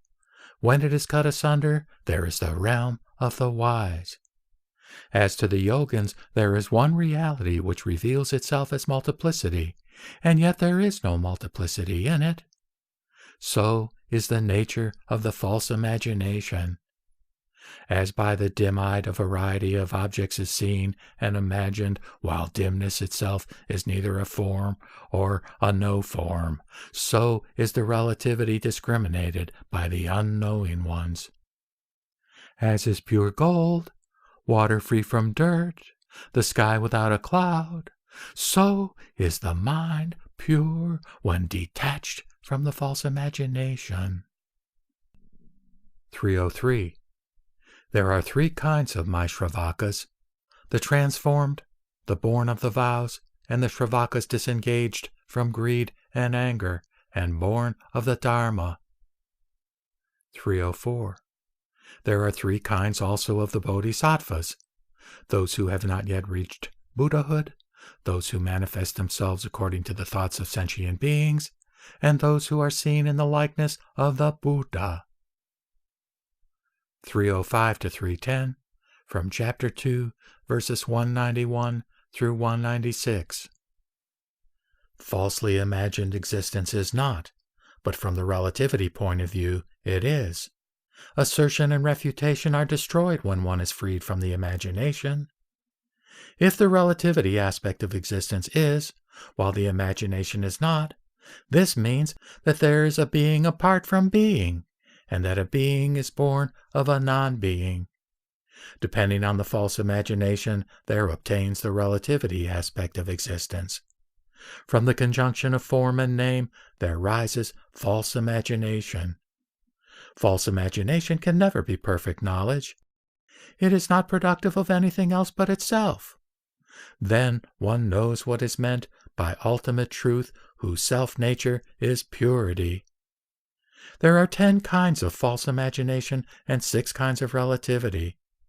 In the knowledge of tathata, innerly attained, there is no differentiation. Truth consists in knowing the 5 dharmas and also the 3 svabhavas. When the yogin thus comprehends the truth, he does not transgress tathata. 311. It is a man's mind that is perceived as something resembling the form of a star, a cloud, a moon, a sun, and what is thus perceived by them is born of habit energy. 312. The elements are devoid of selfhood. There is neither qualified nor qualifying in them. If all element-made objects were the elements, form would be element-made. 313. The elements are uniform. There are no element-made objects in the elements. The elements are the cause. The earth, water, etc. are the result. 314. Substances and forms of thought construction are like things born of Maya. They appear like a dream and a city of the Gandharvas. They are a mirage and a fifth. 315. There are 5 kinds of the Ichantika, so with the families which are 5. There are 5 vehicles and no vehicle, and 6 kinds of nirvana. 316. The skandhas are divided into 25, and there are 8 kinds of form, 24 Buddhas, and there are 2 kinds of Buddha sons. 317. There are 108 doctrines and 3 kinds of Shravakas. There is one land of the Buddhas, and so with the Buddha there is one. 318. Likewise with emancipation. There are 3 forms, 4 kinds of mind streams, 6 kinds of egolessness, and also 4 kinds of knowledge. 319. Disjoined from causal agencies, removed from faulty theories, is the knowledge of self-realization, which is the Mahayana, immovable and highest. Verse 320. Of birth and no birth there are 8 and 9 kinds.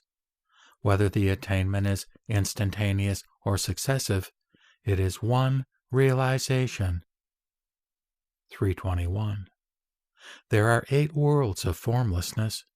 Dhyana is divided into 6, and with the Pratyeka Buddhas and Buddha sons there are 7 forms of emancipation. 322. There are no such things as the past, present, and future. There is neither permanency nor impermanency.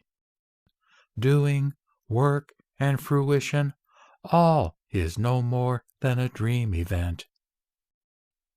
323. From beginning to end, the Buddhas, Shravakas, and Buddha sons have never been born. The mind is removed from what is visible, being always a Maya-like existence. 324. Thus the abode in the Tushita heaven, the conception, the birth, the leaving, the worldly life, the revolving of the wheel, the wandering about in all the countries. A Buddha is seen doing all these things, but he is not the one born of the womb. 325. Thus, for the sake of sentient beings who are wandering and moving about from one place to another, emancipation is taught. The truth, the knowledge of the Buddha land, and the rising of things by causation. 326. Worlds, forests, islands, egolessness, philosophers, wanderings, dhyanas, the vehicles, the alaya, the attainments, the inconceivable realm of fruition. 327. Families of the moon and stars, families of kings, abodes of the gods, families of the yakshas and gandharvas, they are all born of karma and are born of desire. 328. Inconceivable transformation death is still in union with habit energy. When interrupted, death is put a stop to. The net of passions is destroyed. 329. The bodhisattva is not to keep money, grain, gold, land, goods, kine and sheep, slaves, nor horses, elephants, etc. 330. He is not to sleep on a perforated couch, nor is he to smear the ground with mud. He is not to have a bowl made of gold, silver, brass, or copper. 331. Let the yogin have white cloth dyed in dark blue or brownish red with cow dung or mud or fruits or leaves. 332. The yogin is permitted to carry a bowl, a full Magadha measure made of either stone or clay or iron or shell or quartz. 333. The yogin whose final aim is to discipline himself may carry a curved knife, 4 fingers long, for cutting cloth. He who is intent on disciplining himself may not learn the science of mechanics. 334. The yogin who disciplines himself in the exercises is not to be engaged in buying and selling. If necessary, let the attendant see to it. These are the regulations I teach. 335. Thus, guarding his senses, let him have an exact understanding in the meaning of the sutras and the Vinaya, and let him not associate with men of the world.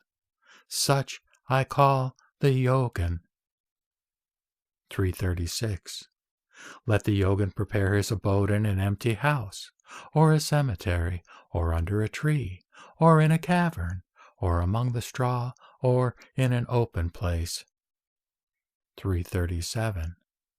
Let the yogin dress himself in 3 garments, whether in the cemetery or any other place. If anyone should voluntarily give him a garment, let him accept it. 338.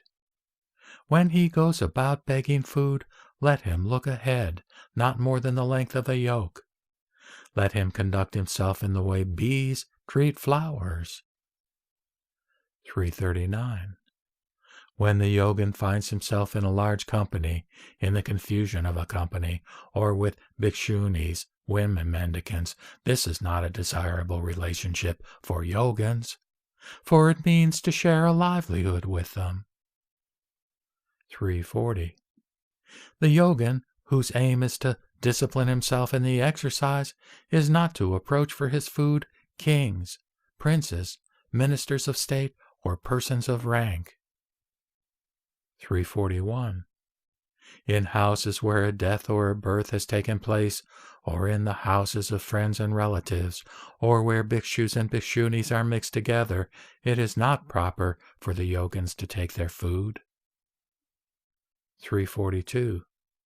In the monasteries, food is always regularly cooked, and when it is purposely prepared somewhere else, it is not proper for the yogins to take their food.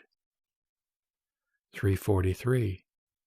The yogin should regard the world as removed from birth and death, as exempt from the alternation of being and non-being, though it is seen in the aspect of qualified and qualifying. 344. When birth and death is not discriminated, the yogin before long will attain the samadhi, the powers, the psychic faculties, and the self-mastery. 345. The yogin should not cherish the thought that the world exists from such causal agents as atoms, time, or supreme soul, nor that it is born of causes and conditions. 346. From self-discrimination, the world is imagined, which is born of varieties of habit energy. Let the yogin perceive existence as always like unto Maya and a dream. 347. The true insight is always removed from assertions as well as from negations. Let not the yogin discriminate the triple world, which appears as body, property, and abode. 348. Not thinking how to obtain food and drink, but holding his body upright, let him pay homage over and over again to the Buddhas and Bodhisattvas. 349. Gathering truth from the Vinaya, from the teachings in the sutras, let the yogin have a clear insight into the 5 dharmas, mind itself, and egolessness. 350. The yogin should have a distinct understanding of the undefiled truth of self-realization, and as to what the stages of bodhisattvahood and the Buddha stage are, and be anointed on the great lotus seat. 351. Wandering through all the paths, he becomes averse to existence, and, directing his steps toward some quiet cemetery, he will begin various practices. Verses 352 to 354 from Chapter 2, verses 162 to 164. The yogin, while in his exercise, sees the form of the sun or the moon, or something looking like a lotus, or the underworld, or various forms like sky, fire, etc. All these appearances lead him to the way of the philosophers. They throw him down into the state of Shravakahood, into the realm of the Pratyeka Buddhas. When all these are tossed aside and there is a state of imagelessness, then a condition in conformity with Tathata presents itself, and the Buddhas will come together from all their countries, and with their shining hands will stroke the head of this benefactor. Verse 355. According to the philosophers, there is a reality born of no cause, neither permanent nor subject to annihilation, and removed from the alternatives of being and non-being, and this is imagined by them to be the middle path. 356. They imagine the theory of no cause, but their no cause is nihilistic. As they fail to understand the real nature of external objects, they destroy the middle path. 357. The attachment to existence is not abandoned for the fear of being nihilistic, and they try to teach the middle path by means of assertion and negation. 358. When mind only is understood, external objects are abandoned, and discrimination no more takes place. Here the middle path is reached. 359. There is mind only. There is no visible world. As there is no visible world, mind is not risen. This is taught by myself and other Tathagatas to be the middle path. 360. Birth and no birth, being and non-being, these are all empty. There is no self-nature in all things. The duality is not to be cherished. 361. Where there is no possibility of discrimination taking its rise, the ignorant imagine that there is emancipation. But as there is no understanding in them as to the rise of a mind, how can they destroy their attachment to duality?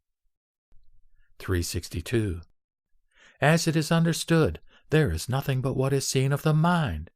The attachment to duality is destroyed. Knowledge indeed is the abandonment, not the destruction of the discriminated.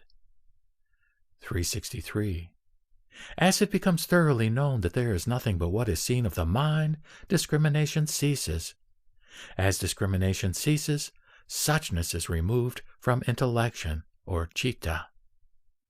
364. If a man, seeing the rise of all things, yet perceives that nirvana is devoid of the faults of the philosophers, this is the nirvana as held by the wise, because of its not being annihilation. 365. To realize this is said by myself and other Buddhas to be the attainment of Buddhahood. If there is any other discrimination, one is committed to the philosopher's view. 366. Nothing is born, and yet things are being born. Nothing dies, and yet things are passing away. All over millions of worlds, what is seen simultaneously is like a lunar reflection in water. 367. Unity being transformed into plurality, rain falls and fire burns. As a mind is changed into many thoughts, they declare that there is mind only. 368. Mind is of mind only. No mind is also born of mind. When understood, varieties of forms and appearances are of mind only. 369. By assuming Buddha forms, Travaka forms, Pratyeka Buddha appearances, and varieties of other forms, they declare mind only. 370. For the sake of beings, Buddhas show forms by means of no form. From the world of no form and of form down to the hells where hell dwellers are. And all this originates from mind only. When a spiritual revulsion takes place in them, they will attain the samadhi called Maya-like, the will body, the 10 stages of self-mastery. 372. On account of self-discrimination, which causes errors and sets false reasonings in motion, the ignorant are bound up with the ideas in which they see, hear, think, or understand. 373, from chapter 2, verse 197. According to the form of relativity, there are those names that belong to false imagination, and the various aspects of false imagination arise from relativity. 374, from chapter 2, verse 198. When well pondered with intelligence, there is neither relativity nor false imagination. Where perfect knowledge is, there is nothing dualistically existent. For how with intelligence can discrimination take place? 375 through 378, from chapter 2, verses 199 through 202. Where perfect knowledge is, the existent cannot be qualified with being and non-being. In what cannot be qualified with being and non-being, how can there be these two tvavas? Because of false imagination, the two tvavas are established. Where there is false imagination, multitudinousness of things is recognized, which being purified, the spiritual condition of the wise obtains. Where there is false imagination, there is multitudinousness of objects, which are discriminated under the aspect of relativity. If otherwise discriminated, one becomes attached to the teachings of the philosophers. What is imagined, being subjected to further imagination, there are various views from which rises the doctrine of causal origination. When the dualistic discrimination is got rid of, there indeed is perfect knowledge. verse 379. The Buddhas in every land are those of transformation, where the doctrine of the one vehicle and the triple vehicle is taught. I never enter into nirvana, for all things are empty, being devoid of birth and death. 380. There are 36 different Buddhas, and in each 10 different ones. In accordance with the thought of all beings, they share their lands. 381. When existence is discriminated, there are varieties of appearances. In like manner, the Dharma Buddha's world may appear in its multiplicity, which in reality exists not. 382.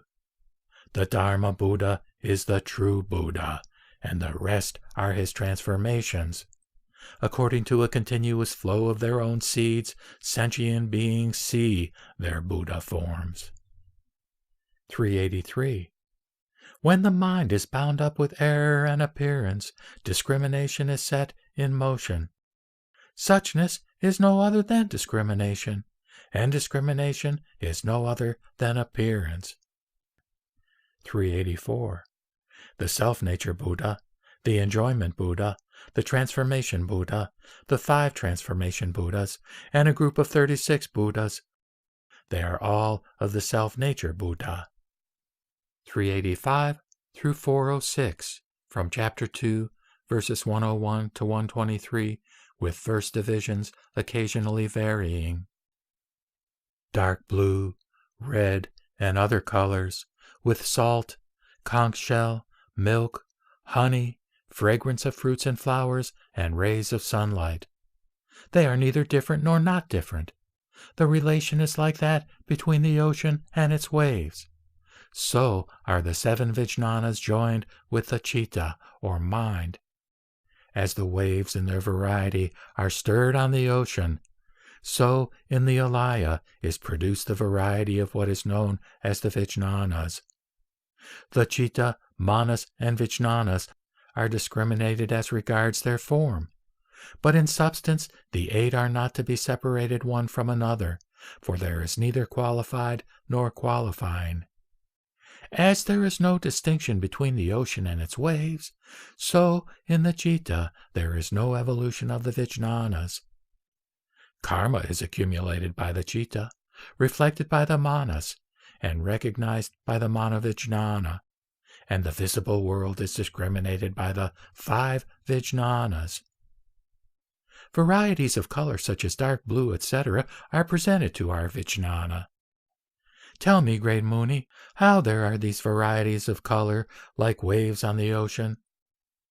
There are no such varieties of color in the waves. It is for the sake of the simple-minded that the citta is said to be evolving as regards form. There is no such evolving in the citta itself, which is beyond comprehension. While there is comprehension, there is that which comprehends, as in the case of waves and the ocean. Body, property, and abode are presented as such to our vijnanas, and thus they are seen as evolving in the same way as are the waves. The ocean is manifestly seen dancing in the state of waveness. How is it that the evolving of the alaya is not recognized by the intellect even as the ocean is? That the alaya is compared to the ocean is only for the sake of the discriminating intellect of the ignorant. The likeness of the waves in motion is only brought out by way of illustration. When the sun rises, it shines impartially on people high and low. So thou, who art the light of the world, shouldst announce the truth or tattvam to the ignorant. How is it that in establishing thyself in the Dharma thou announcest not the truth? If the truth is announced by me, the truth is not in the mind. As the waves appear instantly on the ocean, or images in a mirror or a dream, so the mind is reflected in its own sense fields. Owing to a deficiency in conditions, the evolution of the vijnanas takes place by degree. The function of the manavijnana is to recognize, and that of the manas is to reflect upon. while to the 5 vijnanas the actual world presents itself. There is no gradation when one is in a state of collectedness or samahita. Like unto a master of painting or his pupils, who arrange colors to produce a picture, I teach. The picture is not in the colors, nor in the canvas, nor in the plate. In order to make it attractive to all beings, a picture is presented in colors. What one teaches transgresses, for the truth or tattva is beyond words. Establishing myself in the Dharma, I preach the truth for the yogins.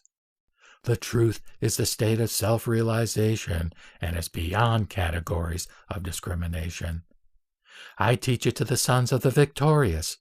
The teaching is not meant for the ignorant. What is seen as multitudinous is a vision which exists not. The teaching itself is thus variously given, subject to transgression. The teaching is no teaching whatever if it is not to the point in each case. According to the nature of a disease, the healer gives its medicine. Even so, the Buddhas teach beings in accordance with their mentalities. Verse 407. Owing to the seeds of habit energy that grow from the recognition of an outer world, discrimination takes place, and thereby the relativity aspect is grasped, and that which is grasped is variously imagined. 408. When one depending upon the mind recognizes an external world, error is produced. Error takes place from these two causes, and there is no third cause. 409. Depending on that, and from that cause, error is produced. The 6 Indriyas, the 12 Ayatanas, the 18 Dhatus are thus said by me to be of the mind. 410. When it is understood that things are because of the combination of self-seeds in an external world, the ego attachment is abandoned. 411. Because of the alaya vijnana, the vijnana system is evolved. Because of inner support, there is something externally appearing. 412. The unintelligent imagine the samskrita and asamskrita to be permanent, while they are not, as they are like the stars, a hairnet, an echo, or things seen in a dream. 413. As they are like the city of Gandharvas, a mirage or maya, they are not, yet they are perceived as if they were real. So is the relativity aspect of existence, or paratantra. 414. By means of a triple mentality, I teach the self, senses, and their behavior. But the citta, manas, and vijnana are devoid of self-nature. 415. The citta, manas, and vijnana, the twofold egolessness, the 5 dharmas, the 3 svabhavas, these belong to the realm of the Buddhas. 416. Habit energy as cause is 1, but as far as form goes, it is triple. This is the way in which a picture of one color appears variously on the wall. 417. The twofold egolessness, the citta, manas, and vijnana, the 5 dharmas, the 3 svabhavas, they do not belong to my essence. 418. When the citta form is put aside, the manas and vijnana removed, and the 5 dharmas and the 3 svabhavas abandoned, then one attains the essence of Tathagatahood. 419. The pure essence of Tathagatahood is not obtained by body, speech, and thought. The essence of Tathagatahood, being pure, is devoid of doings. 420. To be pure by means of the psychic faculties and the self-mastery, to be embellished with the samadhis and the powers, to be provided with varieties of the will body, these belong to the pure essence of Tathagatahood. 421. To be undefiled in inner realization, to be released from cause and form, To attain the 8th stage and the Buddha stage, this is the essence of Tathagatahood. 422. The far-going, the good wisdom, the law cloud, and the Tathagata stage, they belong to the essence of Buddhahood, while the rest are taken up by the 2 vehicles. 423. Since sentient beings are differentiated as to their mentality and individuality, the Buddhas who have achieved self-mastery over their minds teach the ignorant the 7 stages. 424. At the 7th stage, no faults arise as to body, speech, and thought. At the 8th, the final abode of consciousness, it seems to him like having crossed a great river in a dream. 425. At the 5th and the 8th stage, the bodhisattvas acquire proficiency in mechanical arts and philosophy and attain kingship in the triple world. 426. Birth and no birth, emptiness and no emptiness, self-nature and no self-nature, these are not discriminated by the knowing one. In mind only, no such things obtain. 427. To discriminate, saying, "This is true, this is true, this is false," is teaching meant for the Shravakas and Pratyeka Buddhas, and not for the sons of the Buddha. 428. There is neither being and non-being, nor the aspect of momentariness. There are neither thought constructions nor substances. Nothing obtains in mind only. 429. According to conventional truth, things are, but not in the highest truth. To be confused in things not having self-nature, this belongs to conventional truth. 430. I establish thought constructions where all things are non-existent. Whatever expressions and experiences that belong to the ignorant are not of the truth as it is. 431. Things born of words seem to belong to an objective realm, but when it is perceived that they are born of words, they become non-existent. 432. As no pictures are separable from the wall, no shadow from the post, so are no Vijnana waves stirred when the Alaya ocean is pure and quiet. Verse 433, from chapter 6, verse 4. The Chitta dances like a dancer. The Manas resembles a jester. And the Manovijnana, together with the 5 Vijnanas, creates an objective world which is like a stage. 434. It is taught that from the Dharma Buddha comes the Nishanda, and from the Nishanda the Nirmata. These are the original Buddhas. The rest are transformed bodies. 435 through 436, from chapter 2, verses 125 to 126. The world as we see it exists not. Pluralities of things rise from the mind, being seen externally. Body, property, and abode are manifested to us as of the Alaya Vijnana. The leaders talk about the Chitta, Manas, Manovijnana, the triple Svabhava, the 5 Dharmas, the twofold egolessness, and purification. 437, from chapter 2, verses 123 and 129. According to the nature of a disease, the healer gives its medicine. Even so, the Buddha teaches beings in accordance with their mentalities. This does not belong to the realm of the theoreticians, nor to that of the Shravaka. The Buddhas disclose the way of self-realization. Verses 438 to 439, from chapter 2, verses 127 to 128. Long and short, etc., exist mutually bound up. When existence is asserted, there is non-existence, and where non-existence is asserted, there is existence. Analyzed down to atoms, there is indeed no form to be discriminated as such. What can be established is the truth of mind only.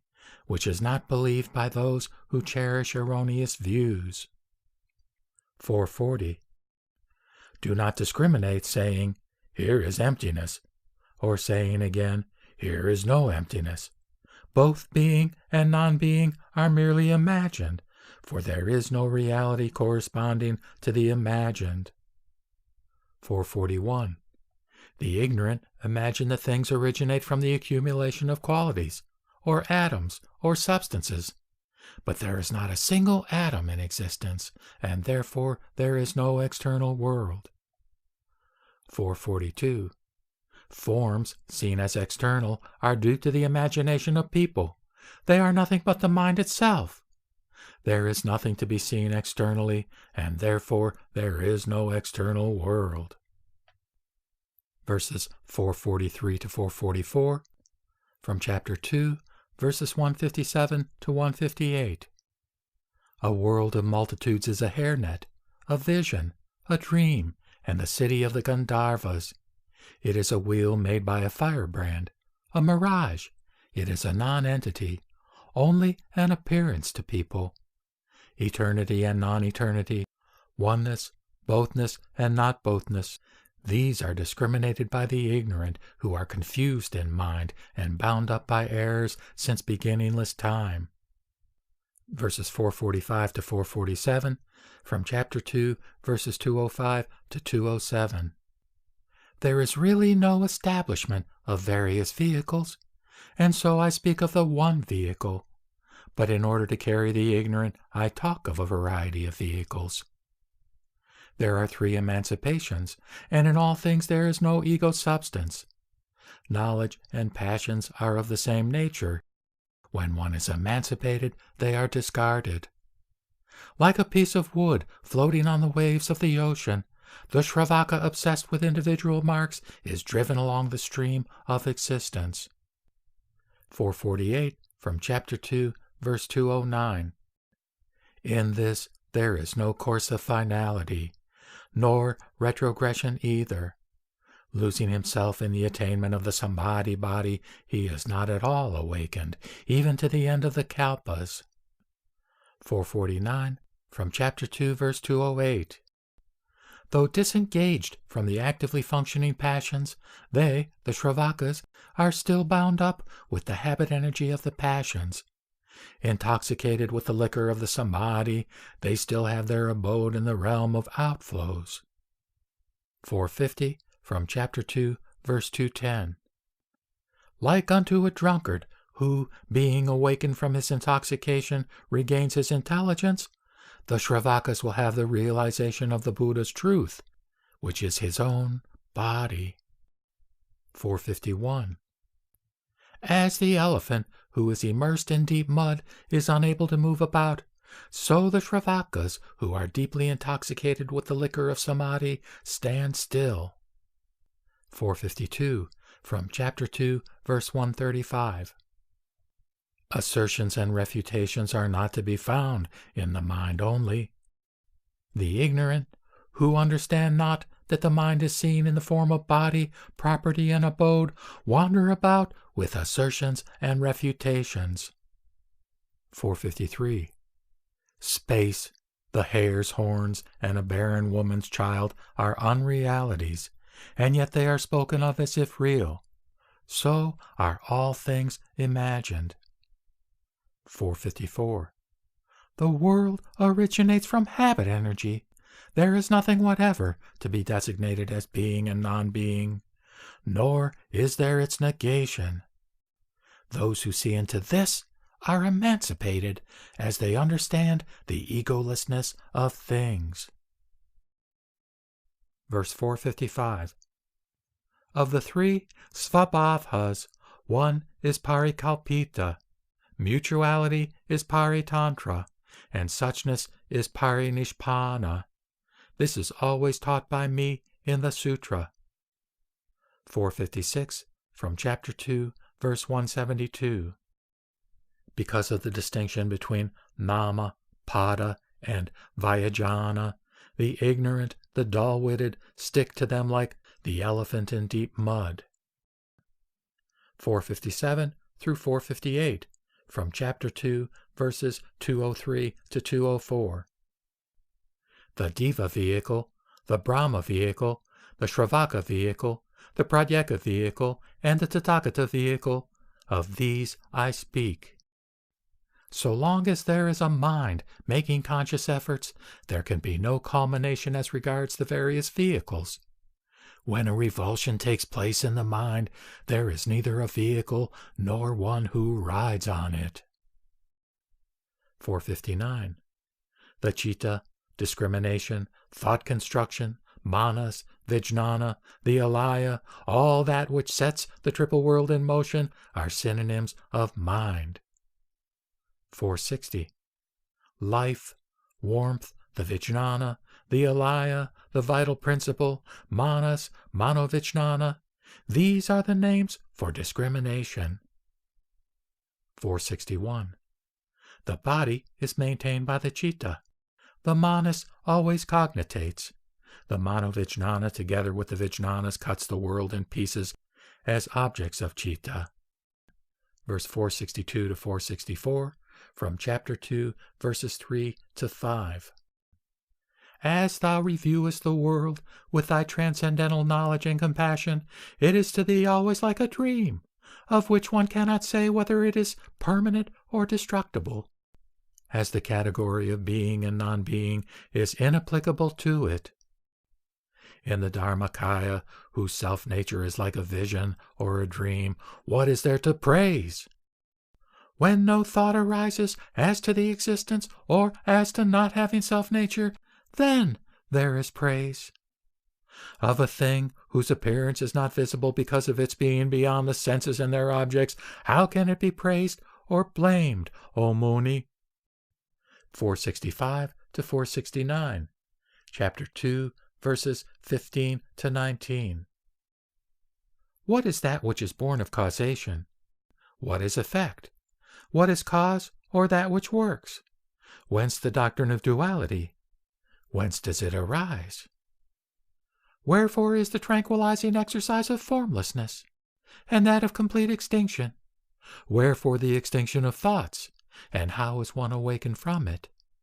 How does action arise? Whence is the behavior of those who hold the body? Whence this visible world? Whence the conditions? Whence the entrance upon the stages? Who is it that breaks through this triple existence? What is the abode? What is the body? Where does that which is abiding arise? Whence comes the son of the Buddha? Who attains the psychic faculties, the self-masteries, the samadhis? How is the mind tranquilized? Pray tell me, O bull-like victor. 470 to 471 from Chapter 3, verses 7 to 8. From the night of enlightenment till that of nirvana, I have not, in the meantime, made any proclamation whatever. It is on account of the deeper meaning that the eternally abiding reality of self-realization is talked of by me. And between myself and all the other Buddhas in this respect, there is no distinction whatever. 472. Some say that an ego soul really is, which is separate from the skandha appearance, or that the skandhas really exist. But there is, after all, no ego soul in them. 473. When one's doings, together with the passions primary and secondary, are brought to light, one perceives the world to be the mind itself, and is released from all sufferings. 474 to 487, from Chapter 2, verses 20 through 33.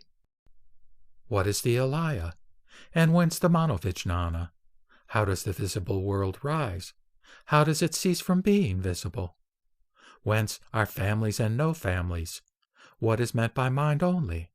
The setting up of marks, and whence the doctrine of egolessness? Why is there no being? What kind of teaching is in accordance with popular thinking? How can one cease cherishing eternalism and nihilism?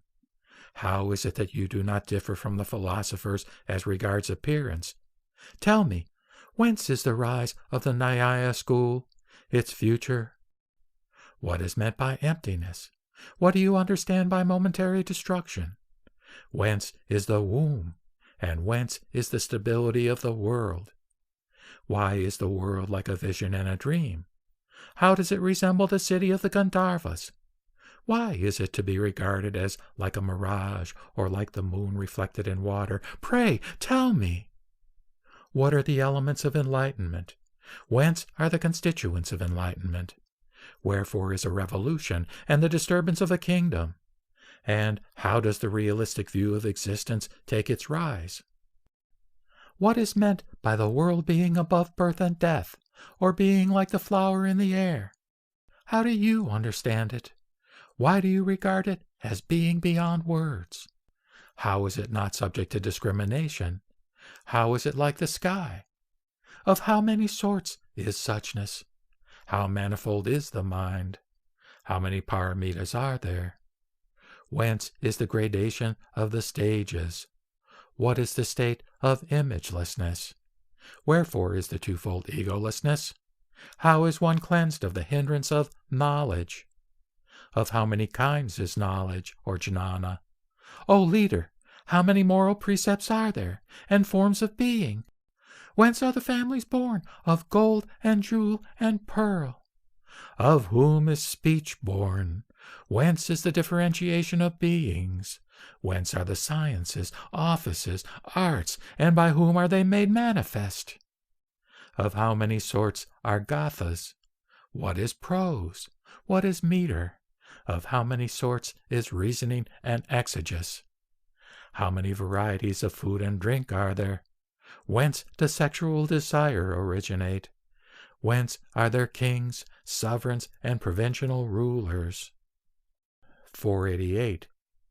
The extinction knowledge attained by the Shravakas, the birth of the Buddhas, and that of the Pratyeka Buddhas and Bodhisattvas, all takes place by getting rid of the passions. 489. No external forms are in existence. What is external is what is seen of the mind itself.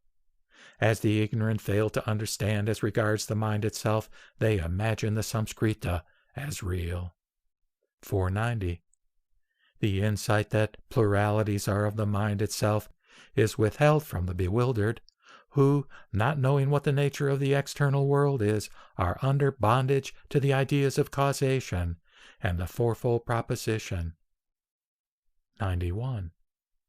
There are no reasons, no statements, no illustrations, no syllogistic members to the intelligent who know that the external world is the reflection of their own mind. 492. Do not discriminate by discrimination.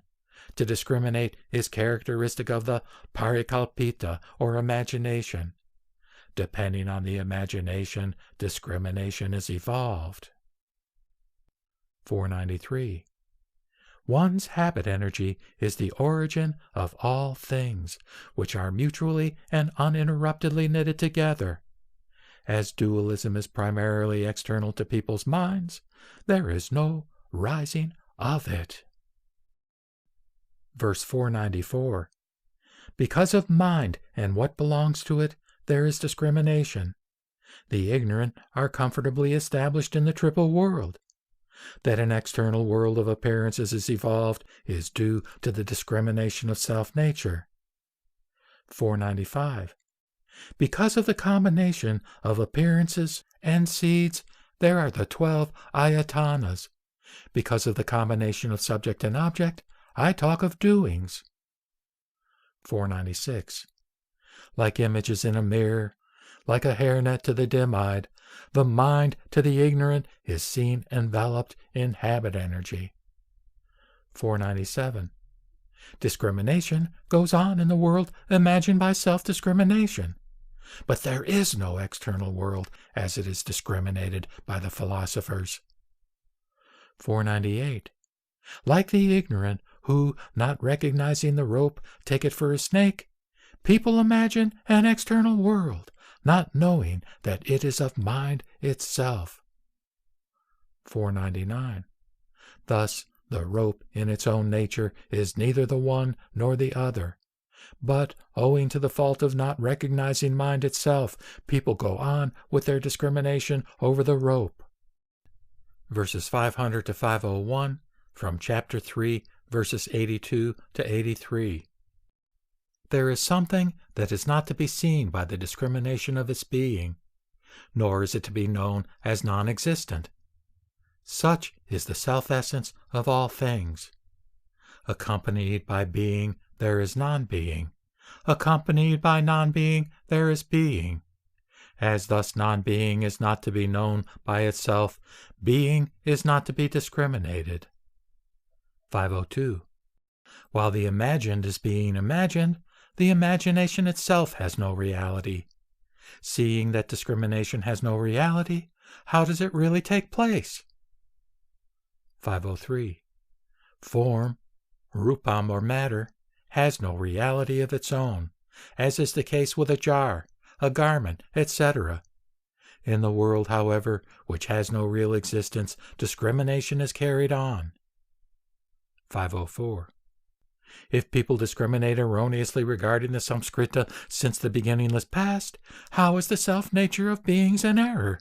Pray tell me, O Muni. 505. The nature of all beings is non-existent, and what is seen as external is nothing but the mind. When the mind itself is not perceived, discrimination is evolved. 506.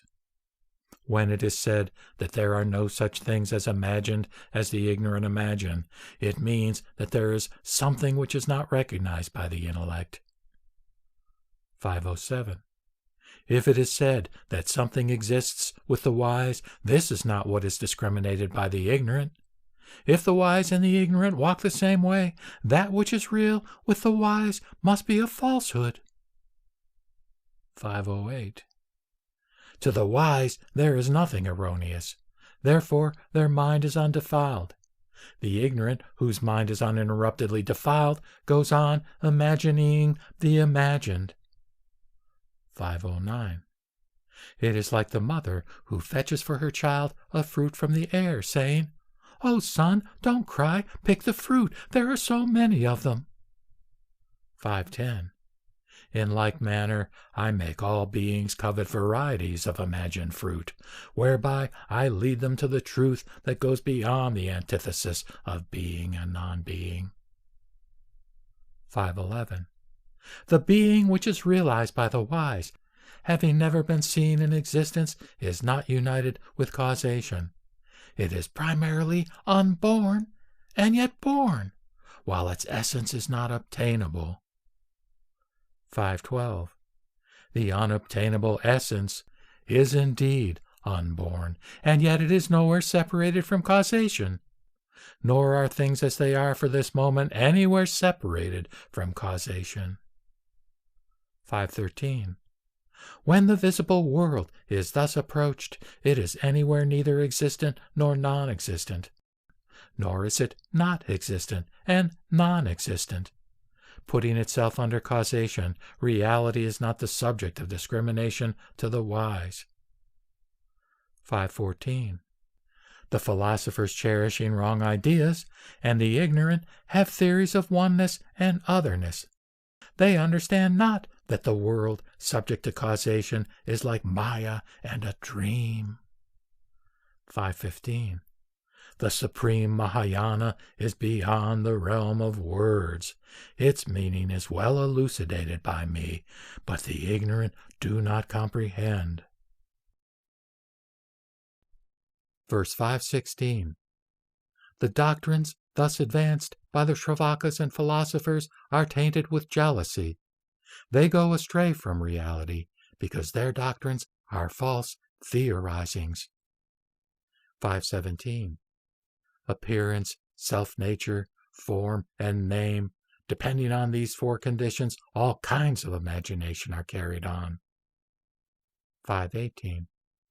Those who believe in the oneness or the manyness of cause, those who imagine Brahma God or the authority of Isvara, those who take the sun and the moon for an element, they are not my sons. 519. Those who are equipped with a noble insight and are thoroughly conversant with the suchness of reality know well how to turn over ideas and reach the other shore of the Vijnana. 520.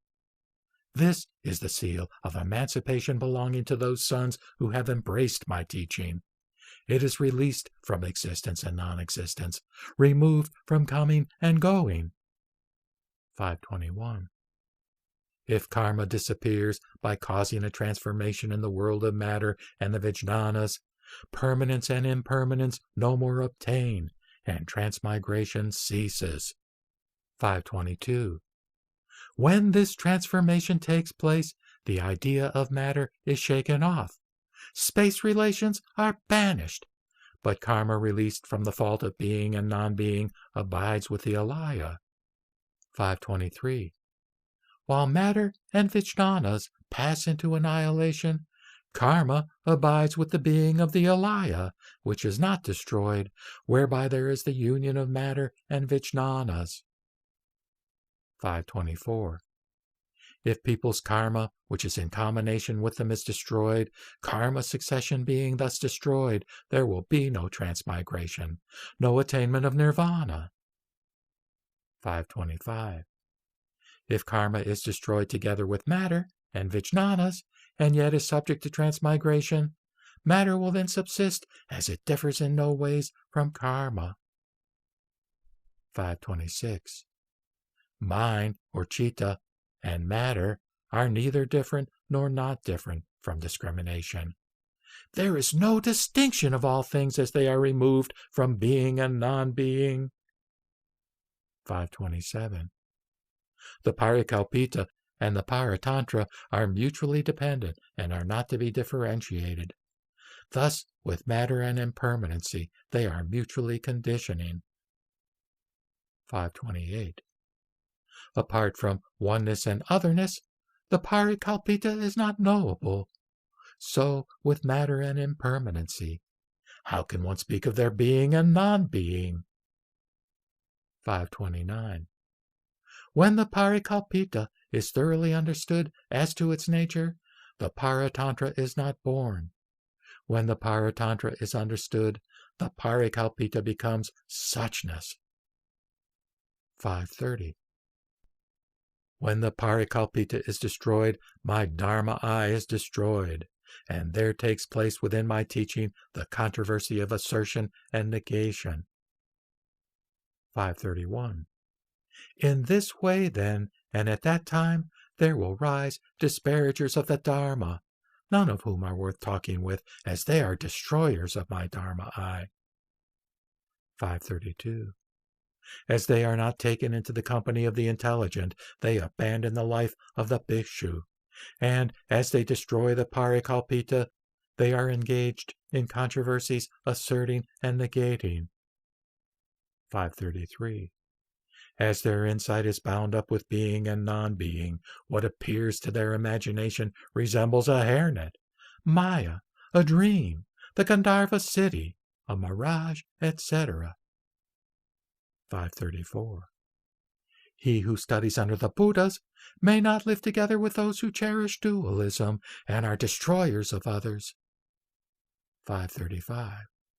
But if there are yogins who see a being separated from the imagination and released from existence and non-existence, he, that is a Buddhist, may associate with them, that is, such yogins. 536. It is like a mine in the earth producing gold and precious stones. It harbors no cause of strife in it, and yet it furnishes people with various means of subsistence. 537. Likewise, though the essence of all beings appears various, it has nothing to do with karma. As the visible world is non-existent, there is no karma, nor is the path born of karma.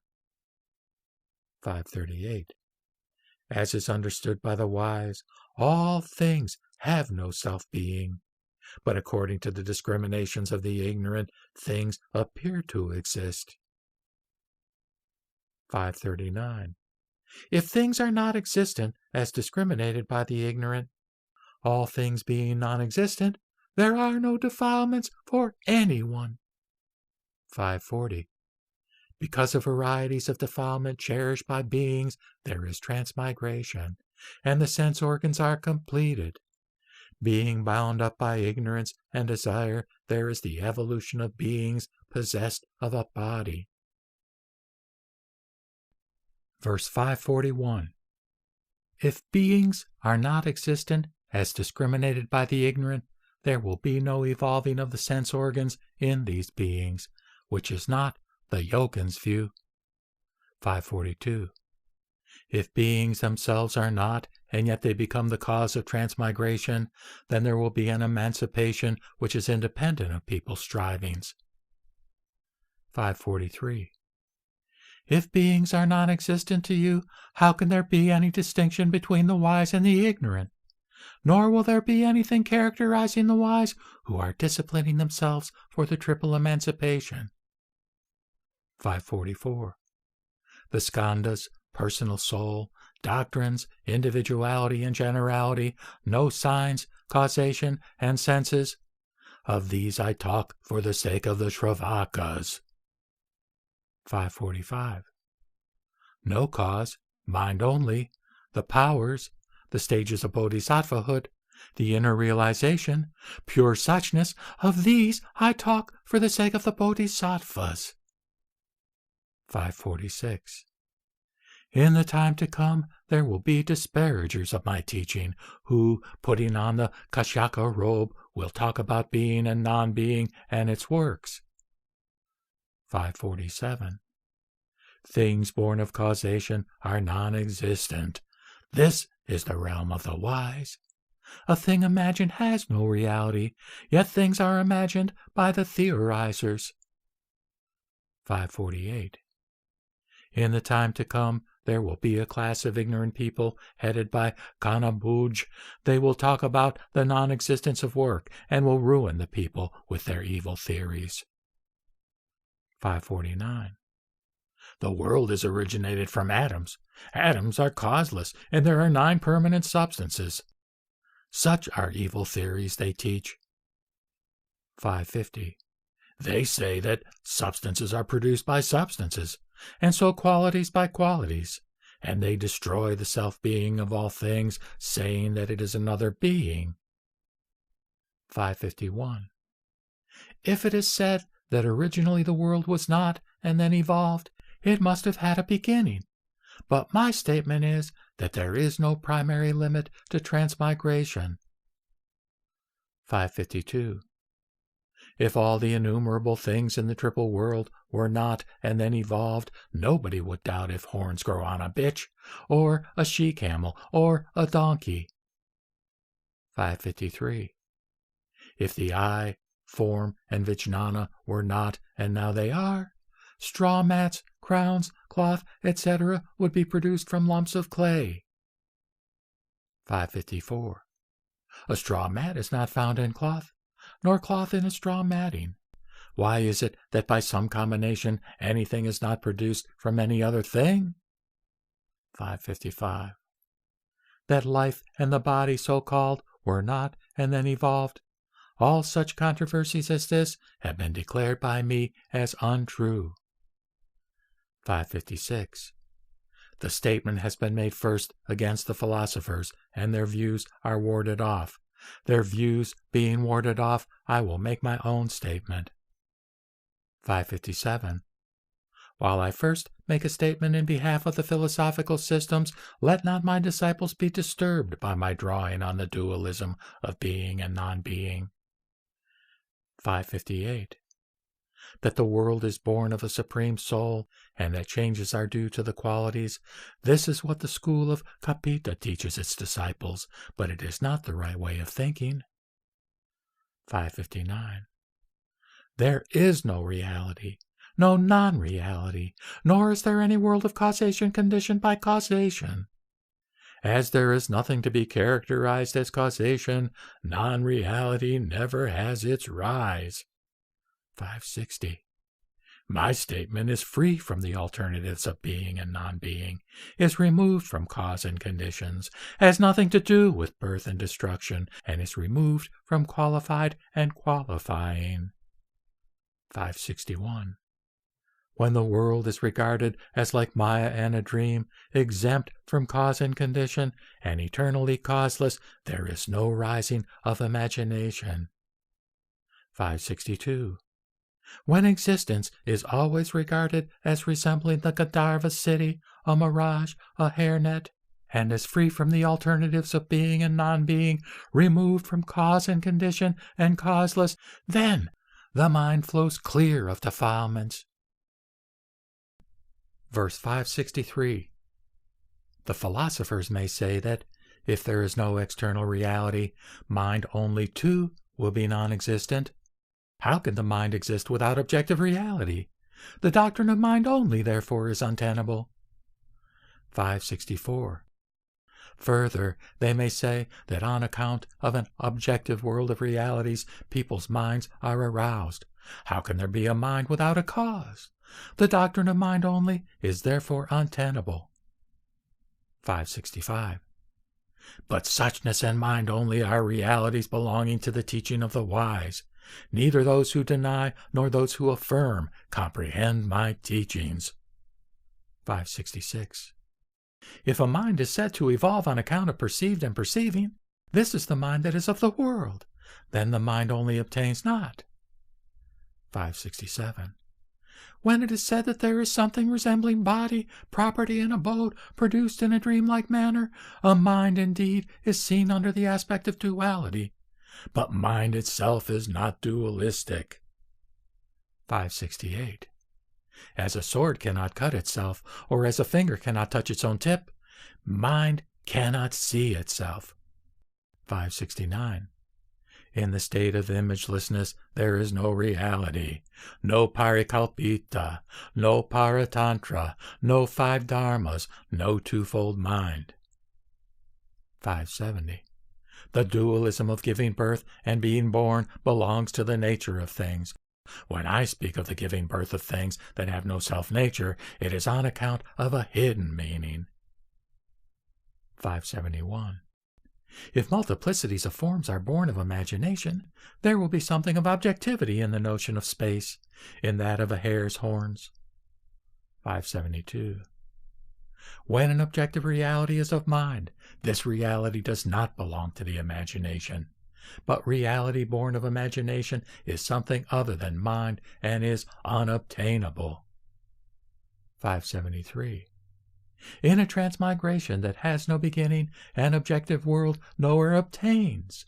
When there is no nourishing mind, where can an objective semblance take its rise? 574. If there is any growth from nothingness, horns will grow on a hare. Let no discrimination take place, thinking that something grows out of nothing. 575. As there is nothing existing now, so there was nothing existing previously. Where there is no objective world, how can a mind which is bound up with an objective world take its rise?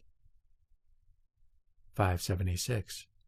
Suchness, emptiness, reality limit, nirvana, the dharma dhatu, no birth of all things, self-being, these characterize the highest truth. 577. The ignorant, who cherish the notion of being and non-being, by imagining causes and conditions, are unable to understand that all things are causeless and unborn. 578. The mind is manifested. There is no objective world of pluralities whose cause is in the beginningless past. If there is no objective world since the beginningless past, how does individualization ever come to exist? 579. If anything grows from nothingness, the poor will become rich.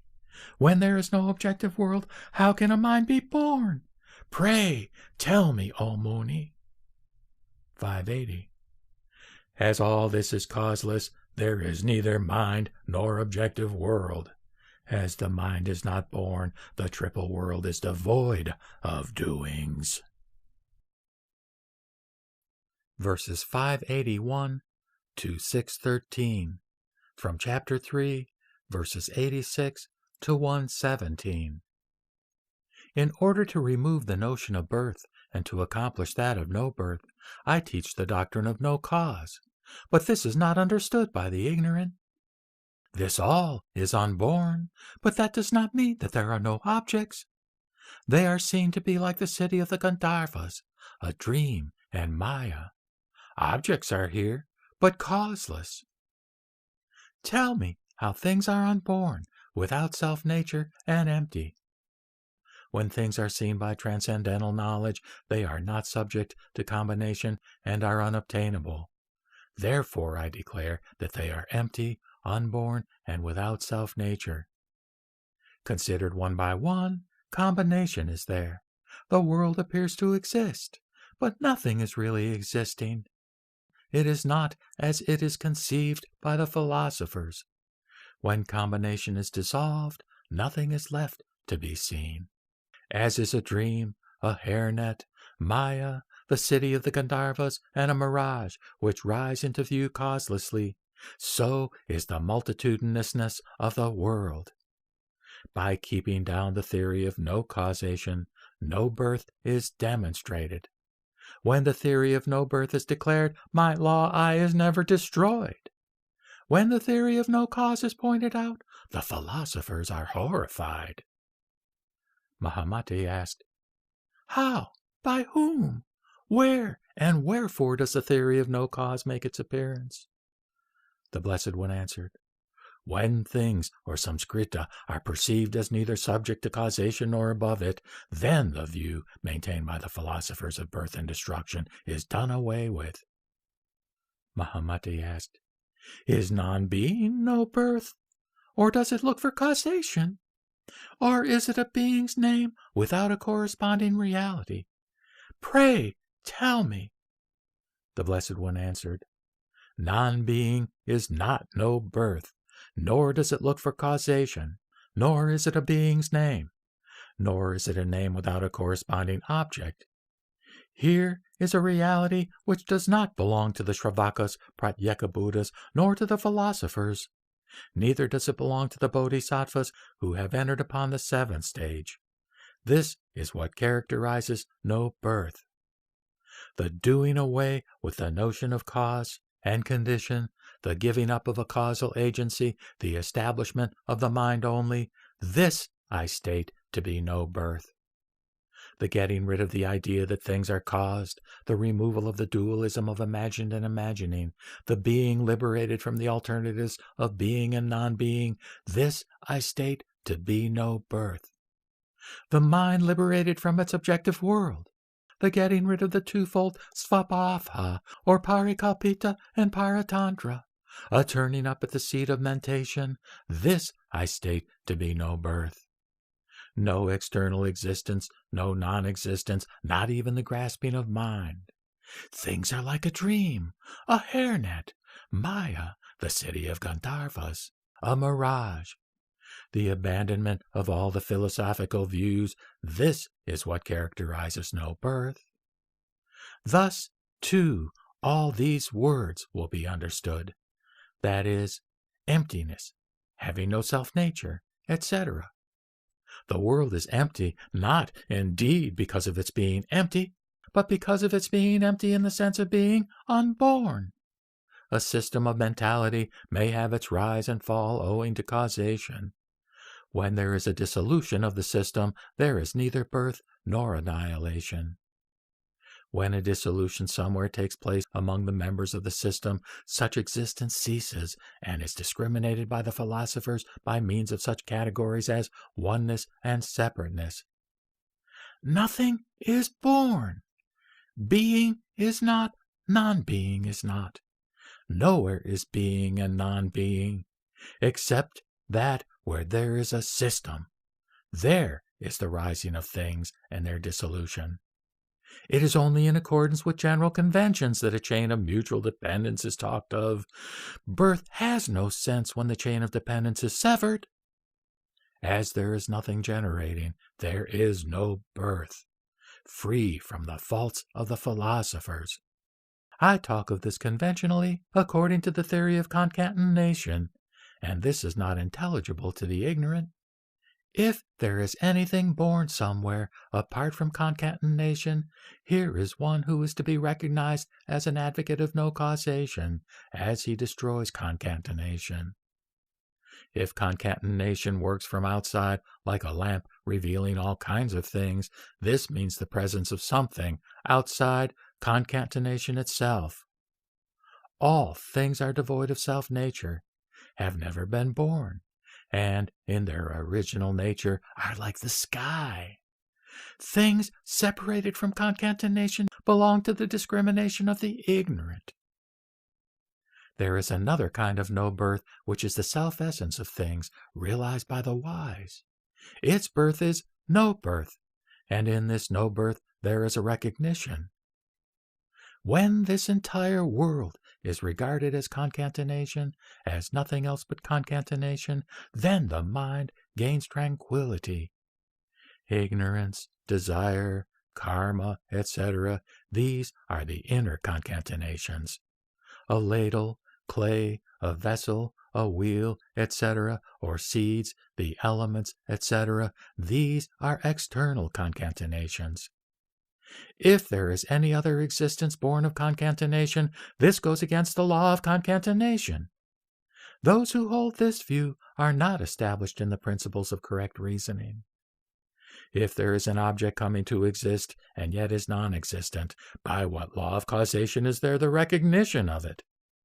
Things here are of mutual origination, and for this reason causation is declared. Heat, fluidity, motility, solidity, such notions are discriminated by the ignorant. There is a system of relations. No individual objects exist. Hence the denial of self-nature as constituting the realness of objects. The physician varies his treatment according to diseases, though there is no difference in the principle of healing. The difference comes from varieties of diseases. In like manner, in order to save generations of beings from their diseases of passions with which they are ill, I teach people with my doctrines, knowing the power of their senses. My doctrine does not vary, but the passions and powers are differentiated. There is just one vehicle. Auspicious is the Eightfold Path. Verse 614. The statement that a hare has no horns is made out of the reasonings concerning a jar, a garment, a crown, and a horn. Where there is no complete cause, there is no real existence. Thus you should know. There is non-existence when proof of existence is produced. Non-existence does not prove non-existence. Existence, indeed, looks for non-existence. They look for each other and are mutually conditioned. 616. If it is thought, again, that something appears depending on something else, the something else depended upon must be causeless. But there is nothing that is causeless. If it is said that there is another reality which is depended on, then this must have still another reality to depend on. This is committing the fault of non-finality. May it not end in reaching nowhere? 618. Depending on leaves, pieces of wood, etc., the magical charm is effected. In like manner, pluralities of objects depending on some other objects are manifested to the people. 619. The magical net is neither the leaves nor the pieces of wood, nor the pebbles. It is owing to the magician that the magic scene is perceived by the people. 620. Thus, when something of magic, depending on some objects, is destroyed, dualism ceases at the moment of seeing. How will there be anything of discrimination? 621. The discriminated by discrimination exists not, and discrimination itself does not obtain. Discrimination being thus unobtainable, there is neither transmigration nor nirvana. 622. Discrimination now being unobtainable, it is not aroused. Discrimination not being aroused, how can a mind rise?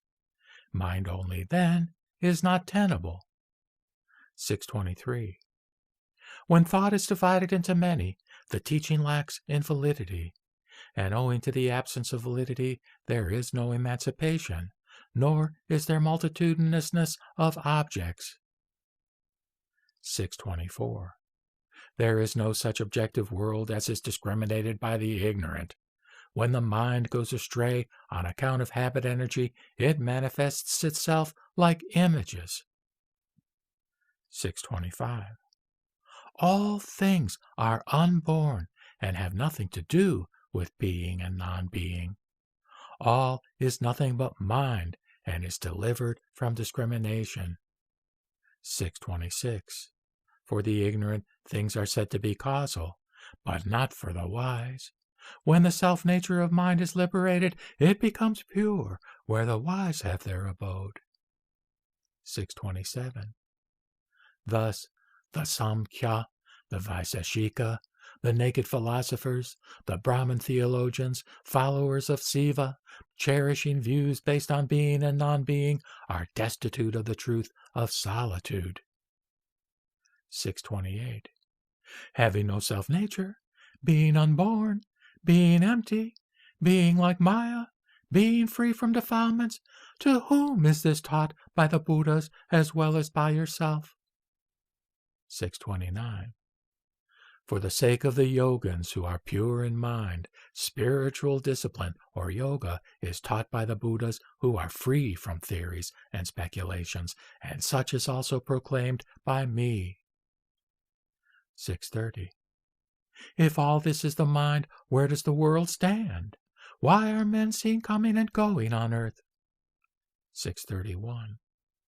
As a bird moves in the air according to its fancy, without abiding anywhere, without depending on anything, as if moving on earth, so people with all their discrimination move along, walk about in the mind itself like a bird moving in the air. 633. Tell me how something looking like body, property, and abode rises from the mind. How does appearance take its rise? Why is mind only? Pray, tell me. 634. Body, property, and abode are appearances, and their rise is due to habit energy. Appearances are born of irrationality. Their rise is due to discrimination. 635. Objectivity discriminated makes the world. A mind takes its rise from recognizing objectivity. When it is clearly perceived that what is seen of the mind itself, discrimination ceases. 636. When discrimination is seen as to its true nature, it is noticed that name and sense are to be disjoined. Then both knowledge and knower will be discarded, and one is released of the samskrita. 637. To abandon both name and sense, this is the way of all the Buddhas. Those who wish to get enlightened in any other way will not attain enlightenment for themselves, nor for others. 638, from chapter 6, verse 5. The 5 dharmas, the svabhavas, the 8 vijnanas, and the twofold egolessness, they are all embraced in the Mahayana. 639. When the world is seen detached from knowledge and knowability, there is no meaning to it, and discrimination ceases to go forth. 640. By seeing into the nature of mind, there is the cessation of discrimination as regards works and words. By not seeing into the true nature of self-mind, discrimination evolves. 641. 4 of the skandhas are formless. They cannot be numbered. The elements differ from one another. How can they produce such pluralities of forms or rupa? 642. When the notion of individuality is abandoned, we have no elements, primary and secondary. If we say that form is produced by other qualities, why not by the skandhas? 643. When one is emancipated from the ayatanas and skandhas, seeing them as free of individual signs, then the mind is liberated because of seeing the egolessness of things. Verse 644. From the differentiation of an objective world and the senses, the vijnana is set in motion in 8 ways. Thus, the aspects of self-nature are 3, but when imagelessness obtains, they all cease. 645. When dualism is cherished, the alaya sets up in the manas the consciousness of an ego and its belongings, and the vijnanas. When this is penetratingly perceived, they all subside. 646. When the immovable is seen, oneness and otherness being discarded, then there will be no more discriminating of the 2, ego and its belongings. 647. Nothing evolving, there is no growth, nor is there any cause to set the vijnanas in action. Work and cause being removed, there is cessation and nothing is aroused. 648. Pray, tell me the why of discrimination, of mind only and of the world. Why the world is said to be disjoined from causes, discarding qualified and qualifying. 649. The mind is seen as manifold when visible forms are discriminated, as it is not clearly perceived that what is seen is of the mind. There is something other than the mind, because the dualism of a mind and an external world is clung to. 650. When the world is not understood with intelligence, there is nihilism. But the mind being asserted, how is it that this does not give rise to realism? 651. Discrimination is neither existent nor non-existent. Therefore, realism does not arise. As it is clearly understood that what is seen is of mind only, no discrimination is set to work. 652. Discrimination not arising, there is a turning back, or parivritti, and there is no dependence on anything. When things are regarded as subject to causation, the fourfold proposition obstructs the way of truth. 653. Different expressions are distinguished, but none is verifiable. In all these there is a necessary implication which rises from the notion of a primary causal agency. 654. By maintaining the combination of causes and conditions, a primary causal agency is warded off. When a chain of causes is held to be impermanent, the fault of permanency is avoided. 655. There is neither birth nor destruction where the ignorance see impermanency. Nothing is ever destroyed. What is seen as real is due to the idea of a causal agency. How is the unseen born? By what does the impermanent world come into existence? 656. From the second line only, chapter 3, verse 62. Beings are removed from philosophical views by transcendental knowledge, or prajna, and are nourished by the emancipations. 657 to 662, from chapter 3, verses 62 to 68. Beings are subdued by the reception and are brought into subjection by moral precepts, or sila. They are removed from philosophical views by transcendental knowledge, or prajna, and are nourished by the emancipations. All that is taught by the philosophers to no purpose is materialism. Where the realistic view of cause and effect is cherished, there is no self-realization. I teach to my group of disciples one self-realization which has nothing to do with cause and effect, being free from materialism. There is nothing but that which is seen of the mind itself. The duality, too, is of the mind. While existence is observed as divided into the grasped and grasping, it has nothing to do with eternalism or nihilism. As long as mentation goes on, there is materialism. When there is no rising of discrimination, the world is seen as of mind itself. Coming means the originating of the objective world as effect, and going is the not seeing of the effect. When one thoroughly understands the coming and going, discrimination ceases. Eternity and non-eternity, the made and not made, this world and that world, all these and other ideas belong to materialism. Verse 663. The gods, the asuras, mankind, the animals, hungry ghosts, and Yama's abode, these 6 paths of existence are enumerated where sentient beings are born. 664.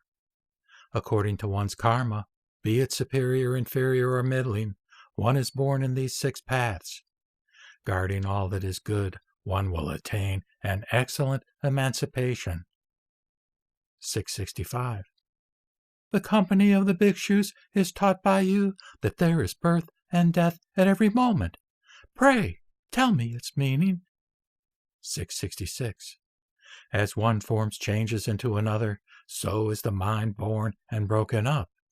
Thence I tell my disciples how uninterruptedly and momentarily birth and death takes place. 667. In like manner, discrimination also rises and disappears with every single form. Where there is discrimination, there are living beings. Outside of it, there are no living beings. 668. At every moment, there is a disjunction. This is called causation. When one is liberated from the notion of form or rupa, there is neither birth nor death. 669.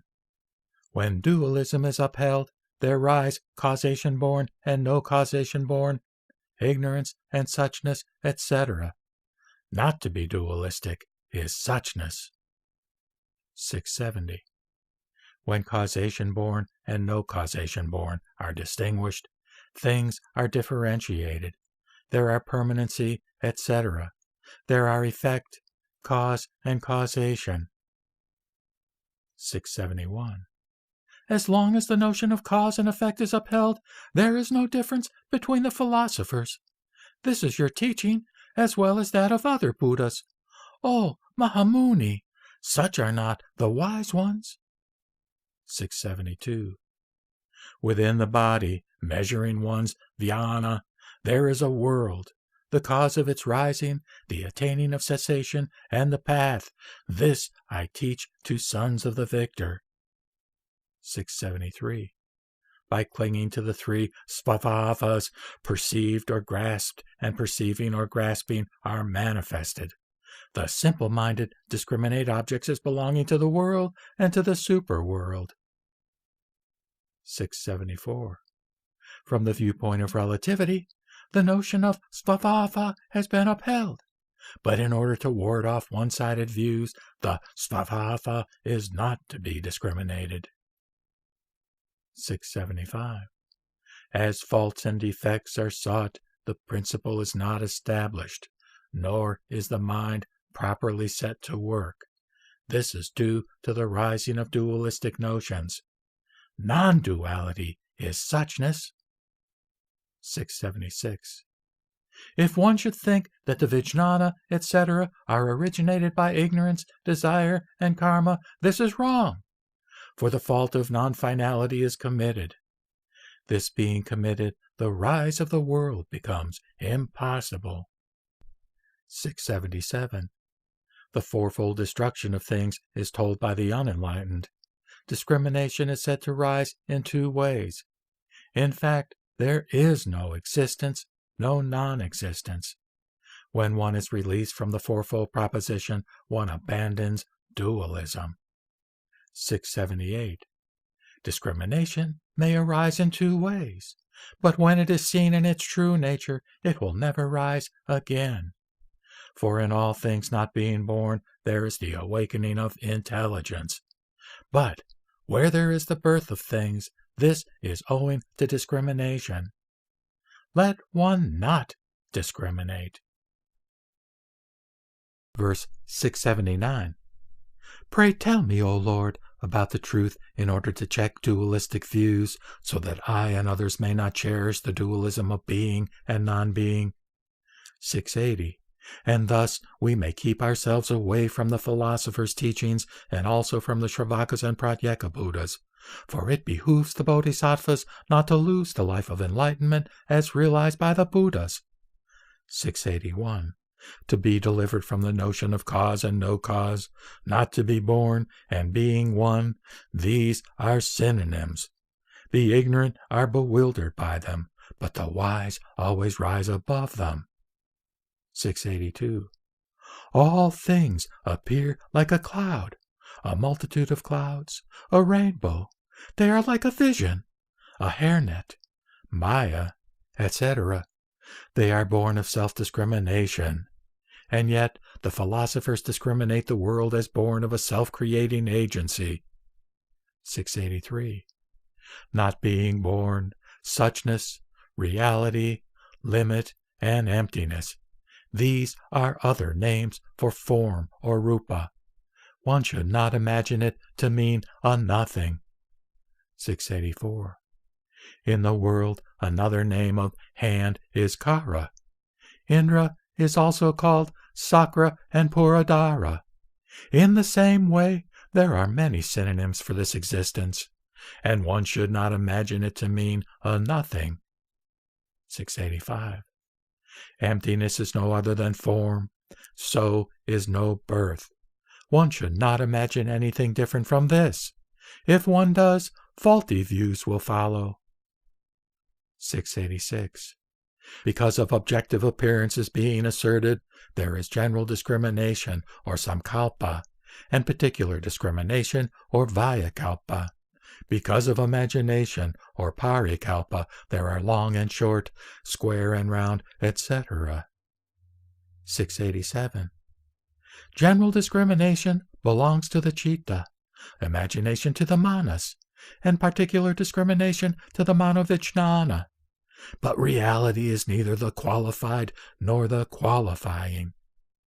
688. What is regarded by the philosophers as unborn is my own teaching wrongly viewed, and the latter is imagined to be indistinguishable from theirs, but this is submitting a faulty argument. 689. Those who have acquired the knowledge of proper reasoning by making use of the idea of no birth and its meaning are said to have an understanding of my doctrine. 690. In order to crush the philosophical views, not being born is said to mean not having any abode. Knowing what dualism means, I teach the doctrine of no birth. Verse 691. Are all things to be regarded as unborn or not? Pray tell, O Mahamuni. The doctrine of causelessness, no birth, the rising of existence, all these are held by the philosophers. 692. I teach mind only, which is removed from the dualism of being and non-being. One should discard the view of birth and no birth, which causes various philosophical theories. 693. In the doctrine of causelessness, of no birth, of birth, the notion of a causal agency is involved, on which they depend. Effortless deeds come from nothingness, and deeds as ordinarily performed are mixed with motives. 694. Tell me the right view that goes with skillful means, original vows, etc. How does the society of the holy ones come into existence when all things are not? 695. By separating oneself from the dualism of perceived and perceiving, there is neither evolution nor cessation. The mind is born as views are cherished as regards one existence or another. 696. Things are said to be unborn. How is this? Pray, tell me. Sentient beings do not understand it, so it ought to be explained. 697. Pray, explain to me, O Mahamuni, all the contradictions involved in the statements made before and after, to escape the errors of the philosophers and to be released from the perverted theory of causation. 698. Pray, tell me, O most excellent of teachers, regarding cessation and coming back into existence, in order to be released from being and non-being, and yet not to destroy cause and effect. 699. Pray, tell me, as to the graded succession of the stages, O lotus-eyed one, for the world cherishes dualism and is bewildered with wrong views. 700.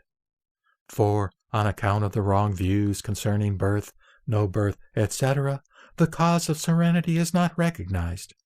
There is no society of the holy ones for me, and I have no chance to discourse on the nature of being.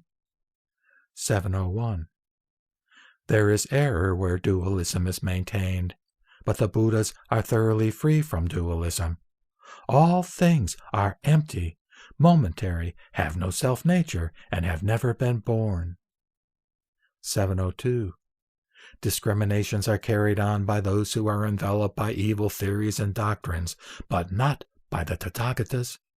Pray, tell me about the rise and cessation of discrimination. 703.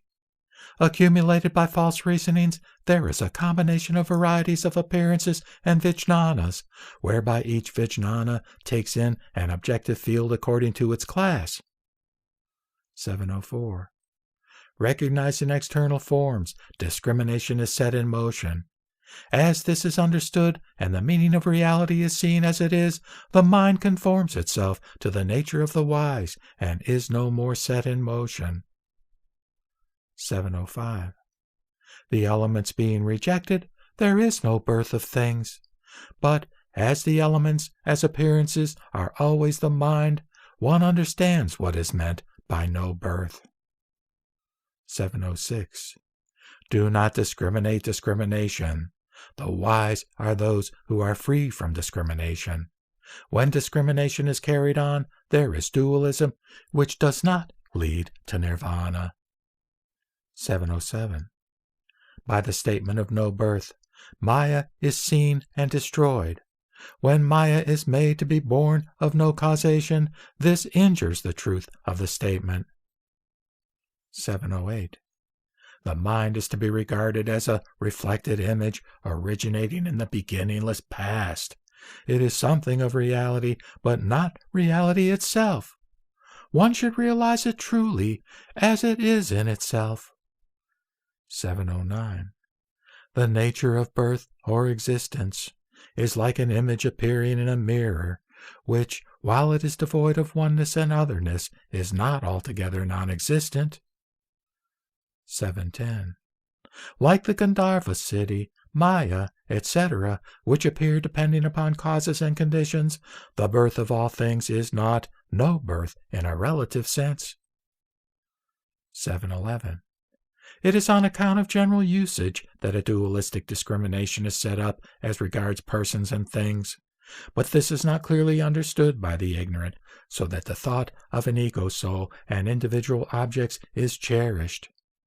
712. There are 5 classes of Shravakas. The Shravakas, that is, hearers generally, those who are attached to the doctrine of causation, those who are arhats, those who are dependent upon their own power, and those who are dependent upon the power of the Buddha. 713. Time interruption, destruction, the highest reality, and mutuality, these 4 are imagined as involved in the idea of impermanency by the ignorant who are not endowed with intelligence. 714.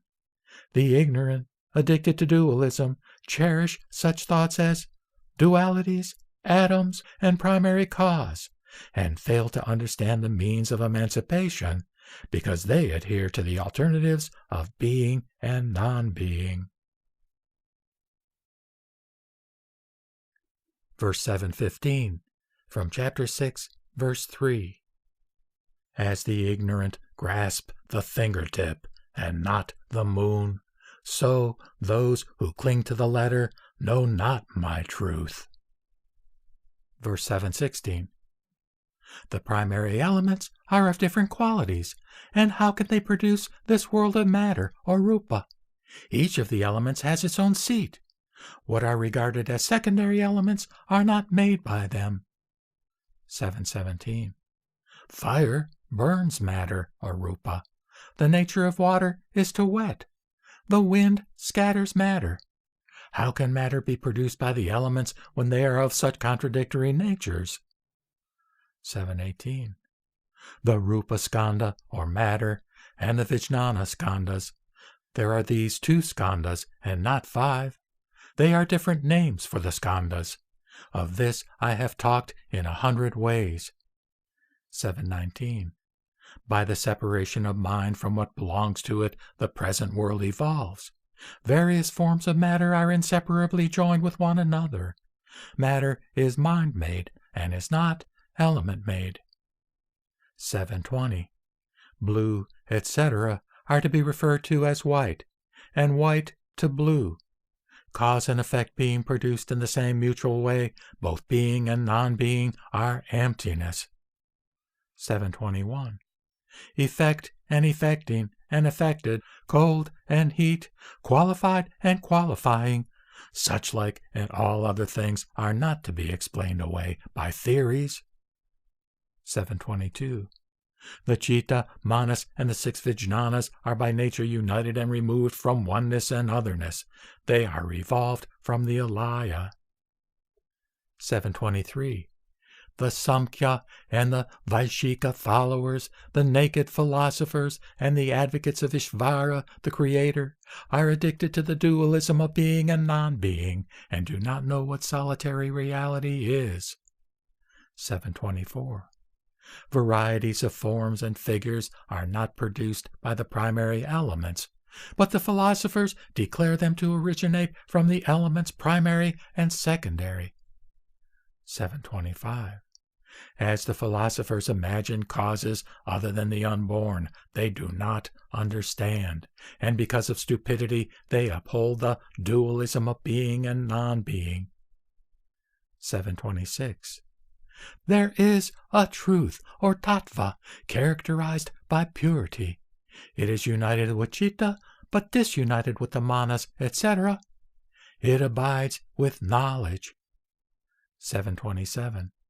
If karma is form, or rupa, it will be the cause of the skandhas and the objective world. Beings without attachment will not be abiding even in the world of formlessness. 728. That egolessness is the true doctrine follows from the non-existence of beings. The advocate of non-ego is a destroyer, causing even the cessation of the vijnana. 729. There are 4 abodes of it.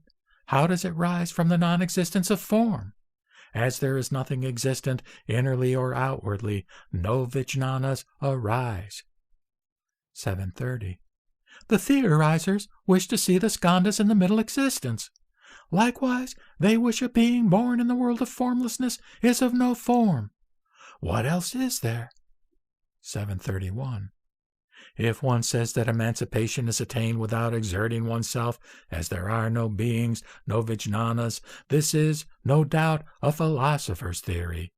The theorizers do not understand. 732. If form is to be found in the world of formlessness, it is not visible. Its non-existence contradicts the truth. There is neither a vehicle nor a driver. 733. The vijnana, born of habit energy, is united with the senses. There are 8 kinds of it. They do not grasp one field all at once. 734. When form is not evolved, the senses are not the senses. Therefore, the Blessed One declares that the senses, etc., are characterized with momentariness.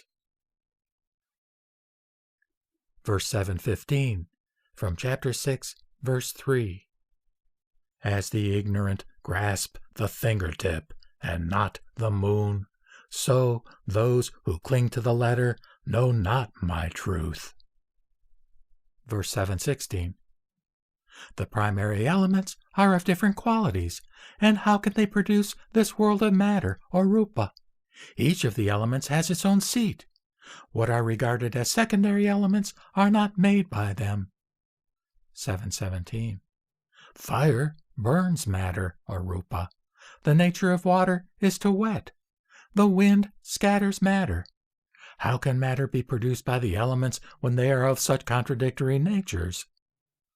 718. The rupa skanda, or matter, and the vijnana skandhas. There are these 2 skandhas, and not 5. They are different names for the skandhas. Of this I have talked in 100 ways. 719. By the separation of mind from what belongs to it, the present world evolves. Various forms of matter are inseparably joined with one another. Matter is mind-made, and is not element-made. 720.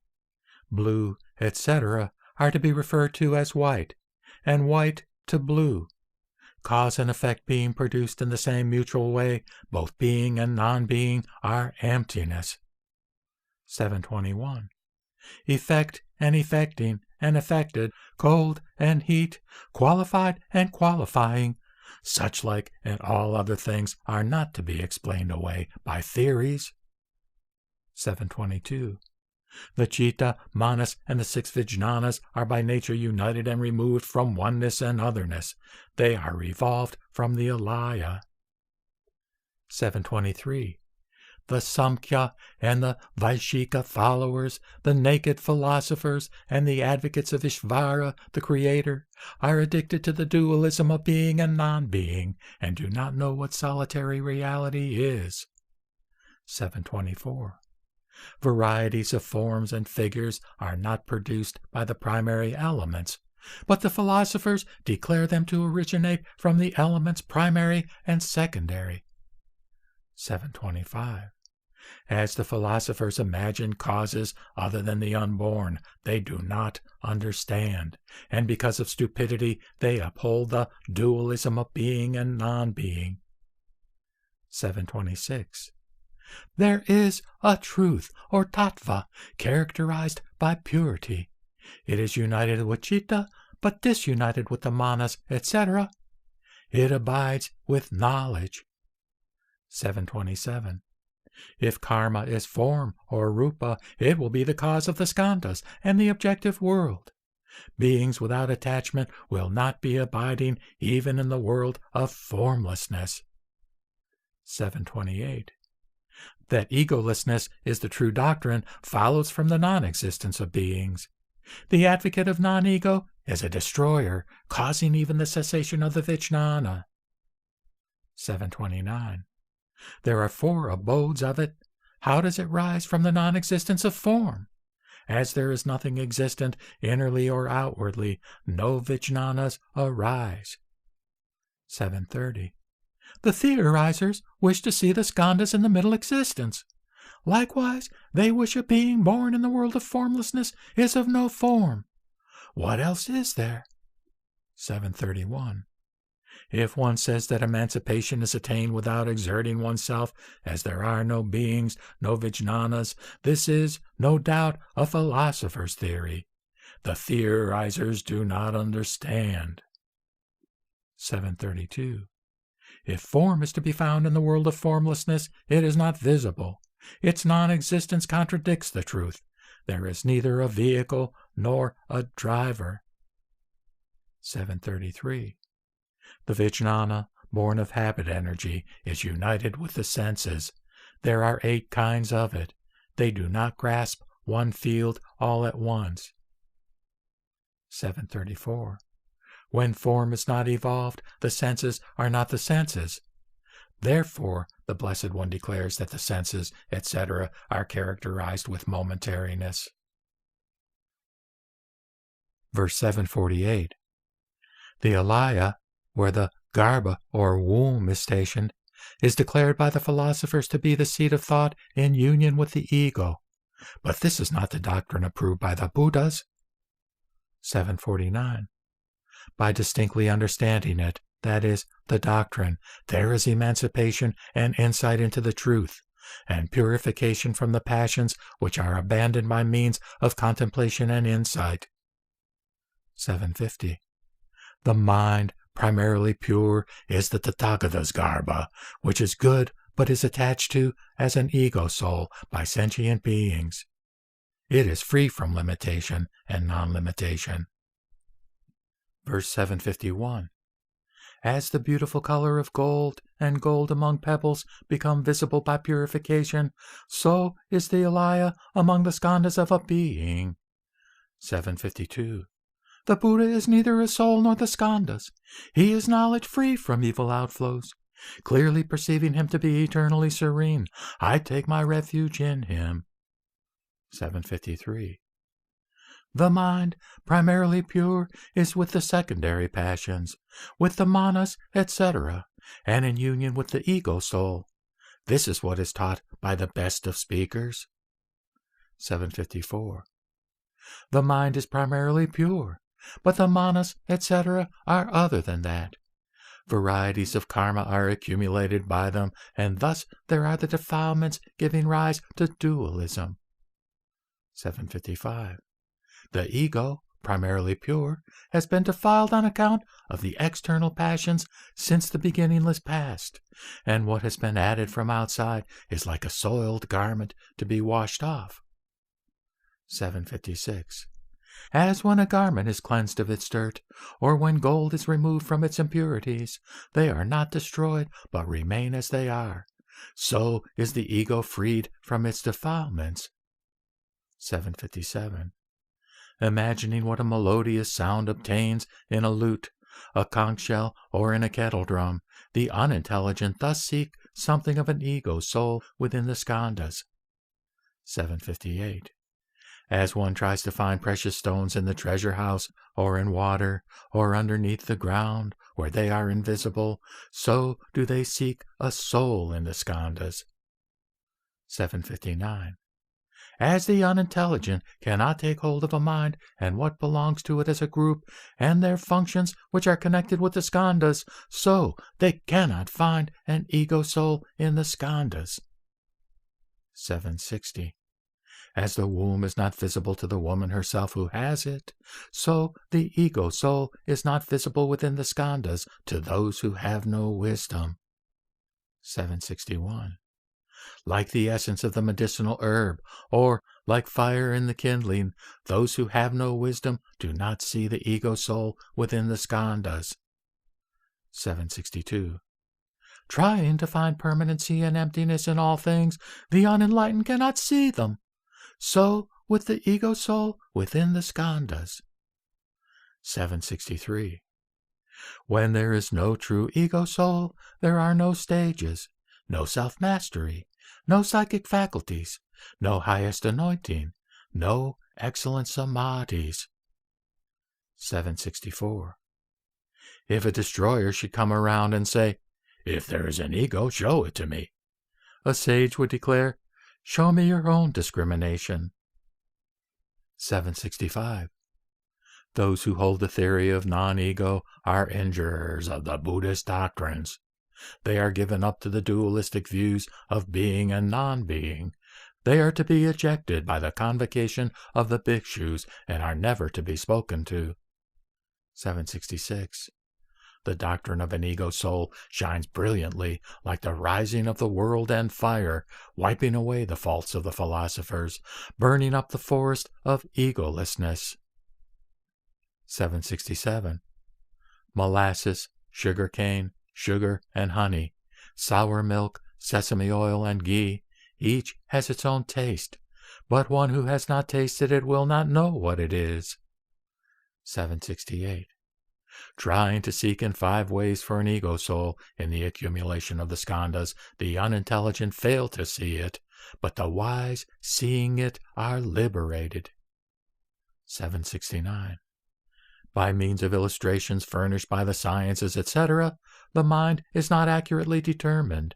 As to the meaning contained in it, how can one accurately determine it? 770. Things are differentiated, but the mind is one. This is not perceived. The theorizers imagine it to be causeless and not functioning, which is a mistake. 771. When the yogin reflects upon the mind, he does not see the mind in the mind. An insight comes forth from the perceived, that is, the world. Whence is the rising of this perceived world? Verse 772. I belong to the Katyayana family, descending from the Sudavasa. I teach the Dharma in order to lead sentient beings to the city of Nirvana. 773. This is the course of the past. I and those Tathagatas have generally disclosed the meaning of Nirvana in 3,000 of the sutras. 774. Not in the world of desire, nor in the world of no form is Buddhahood attained, but at the Akanistha, in the world of form, one is awakened to Buddhahood by getting rid of greed. 775.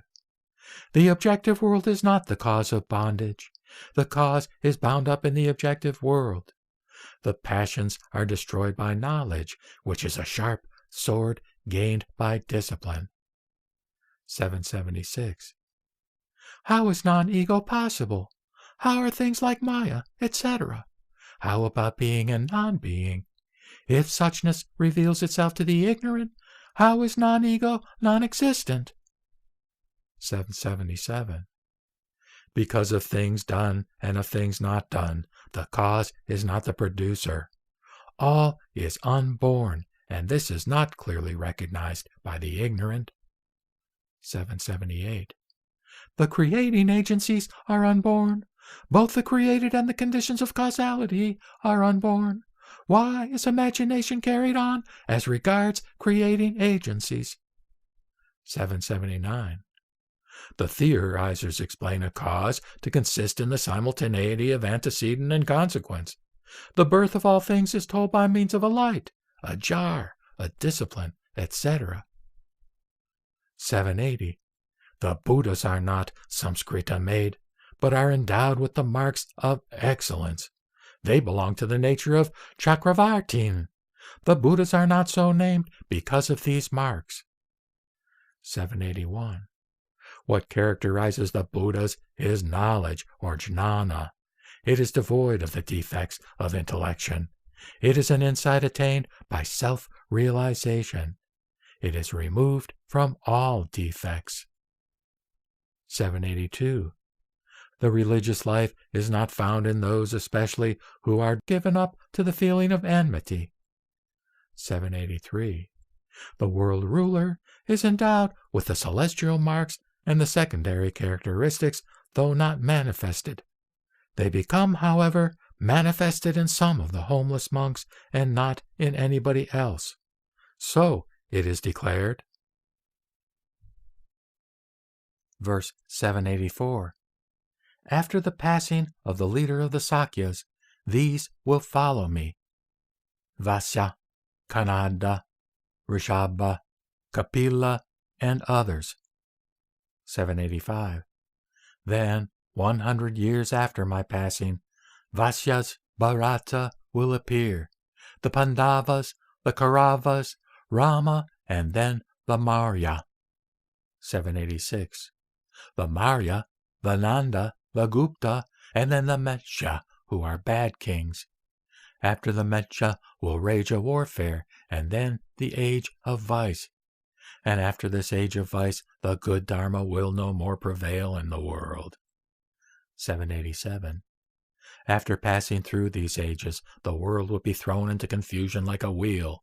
Fire and the sun being united, the world of desire will be consumed. 788. The heavens will again be restituted, and therein the world will take its rise, together with its four castes, kings, rishis, and the Dharma. 789. The Vedas, worship and charity will again prevail with the revival of the Dharma.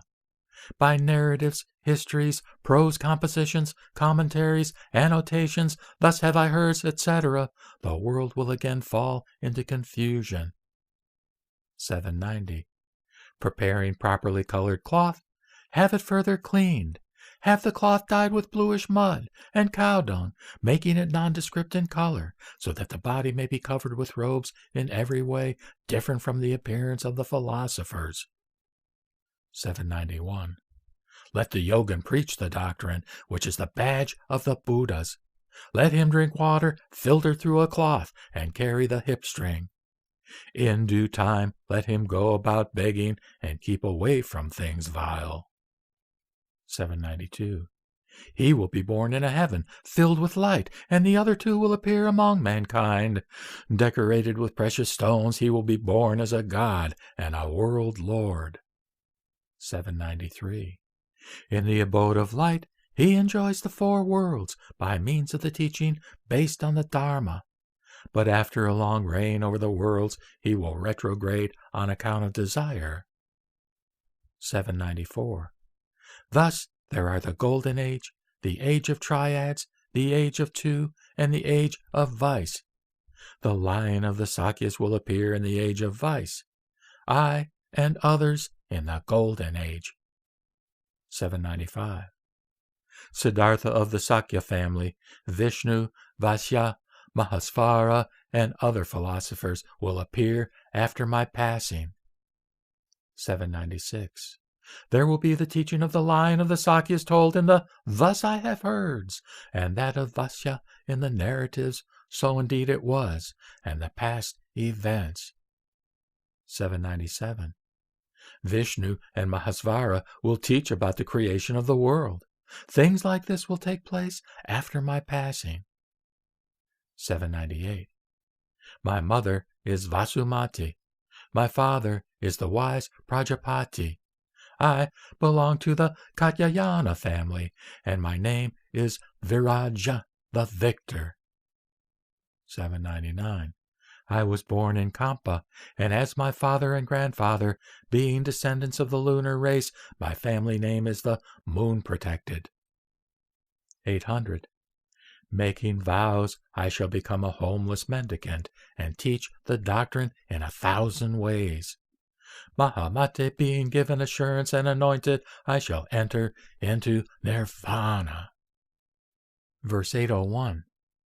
Mate will hand the doctrine over to Dharma, and Dharma to Makala. But Makala and his disciples being too weak, the doctrine will disappear at the end of the Kalpa. 802. Kashyapa, Krakuchanda, and Kanaka, who are the removers, and I, Viraja, and others, these Buddhas all belong to the Golden Age. 803. After the Golden Age, there will appear a leader by the name of Mati, who is a great hero, or Mahavira, well acquainted with the 5 forms of knowledge. 804. Not in the Age of Two, not in the Age of Triads, not in the Age of Vice, which will come after, but in the Golden Age, world teachers will appear and attain Buddhahood. 805. Without removing the marks, without cutting it into tens, have the upper garment patched with spots like the eyes of the tail of a peacock. 806. Let the space between the eyes be 2 or 3 fingers apart. If the patches are otherwise distributed, it will excite in the ignorant a desire to possess. 807. Let the yogin always keep the fire of greed under control, be bathed in the water of knowledge, and practice the triple refuge, and exert himself diligently throughout the 3 periods.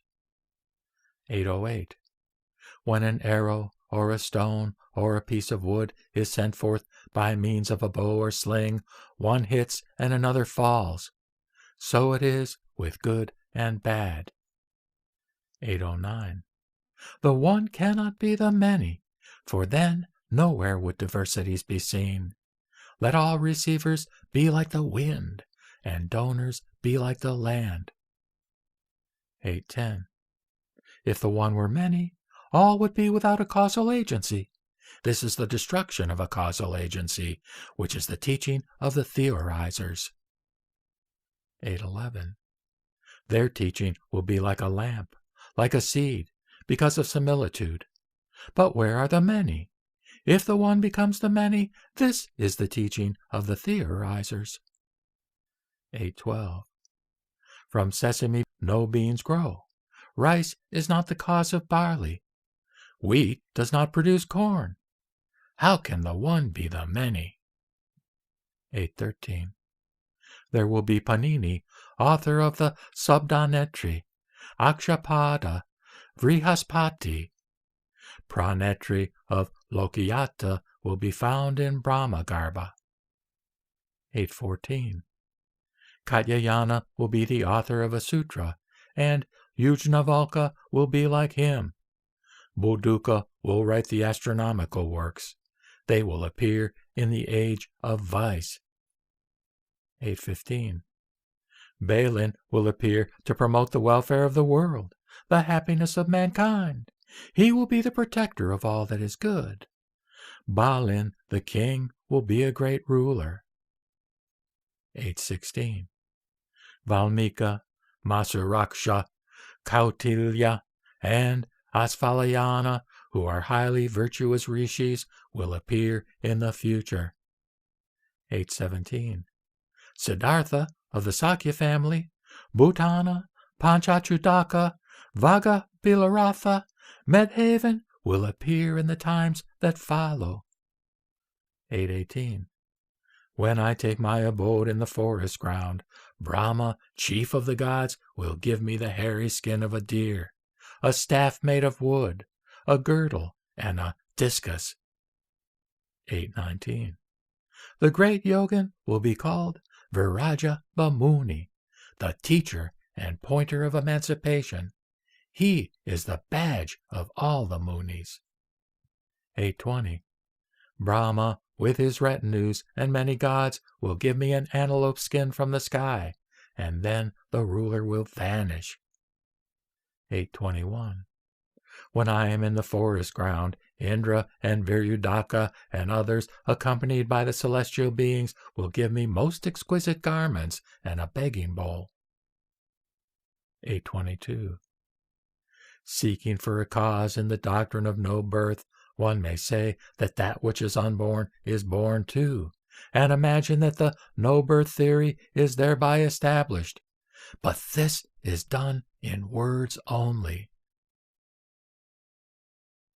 Verses 823 to 828, from chapter 6, verses 12 to 17. Ignorance is the cause, and there is the general rising of minds. When form is not yet born, where is the abode of the middle existence?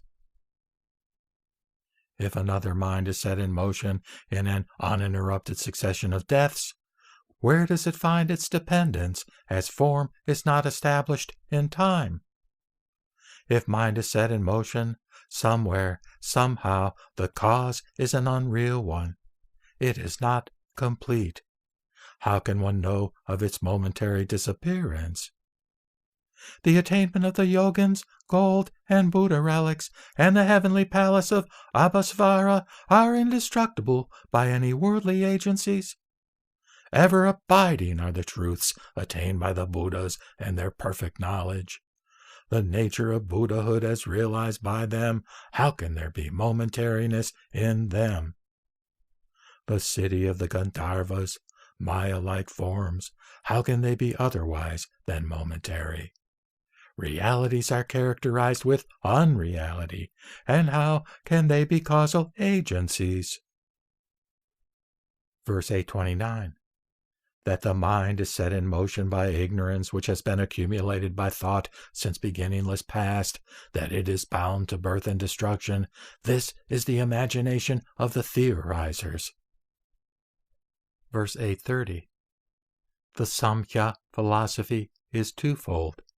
There is transformation owing to primary matter. In primary matter there is action, and action is self-originating. 831. Primary matter is with all existing beings, and qualities are regarded as differentiated. Various are effects and causes. No transformation takes place. 832. As quicksilver is pure and not soiled by dirt, so is the alaya pure, being the seat of all sentient beings. 833. The onion odor of onion, the womb of a pregnant woman, the saltiness of salt, etc., does not each evolve like the seed? 834. Otherness is not otherness. So is bothness not bothness. To be is not to be attached to. There is neither non-being nor the samskrita. 835. To say that an ego is found in the skandhas is like saying that the horse nature is in the cow nature, which has nothing to do with it. We may speak of the samskrita and the asamskrita, but there is no self-nature. 836. Defiled by logic, by the traditional teachings or agama, by wrong views, by speculation, they are not able to ascertain definitely about the ego, which they say is, but it does not exist in any way other than clinging. 837. It is certainly their mistake to think that the ego is perceivable along with the skandhas by reason of oneness and otherness. The theorizers are not enlightened. 838. As an image is seen in a mirror, in water, or an eye, so is the soul in the skandhas devoid of oneness and otherness. 839. Let it be known that those who reflect and practice meditation can be released from the evil theories by training themselves in the three things: the path, the truth, and the insight. 840. As a flash of lightning is seen and unseen as the sun passes through a slit of a door, so is the transformation of all things. It is not as it is imagined by the ignorant. 841. Being confused in mind, the ignorant view nirvana as the disappearance of the existent. But since the wise see into reality as it abides in itself, they have a truer insight. 842. Transformation, which is the actual state of existence, is to be ascertained as removed from birth and destruction, devoid of existence and non-existence, released from qualified and qualifying. 843. Transformation is to be ascertained as having nothing to do with the philosophical doctrines, with names and forms, and giving an abode to views of an inner ego. 844. With the pleasant touches of the gods and the harassing of the hells, if it were not for the middle existence, no Vijnanas would ever evolve. 845. It should be known that the womb-born, the egg-born, the moisture-born, and other various bodies of sentient beings are born of the middle existence and descend into the six paths of existence. 846. To say that the passions are quieted and destroyed apart from right reasoning and scriptural teaching is the view and discourse of the philosophers, which is not to be practiced by the intelligent. 847. One should first examine into the nature of an ego soul and keep oneself away from attachment. To try to go beyond without an examination is of no more worth than a barren woman's child.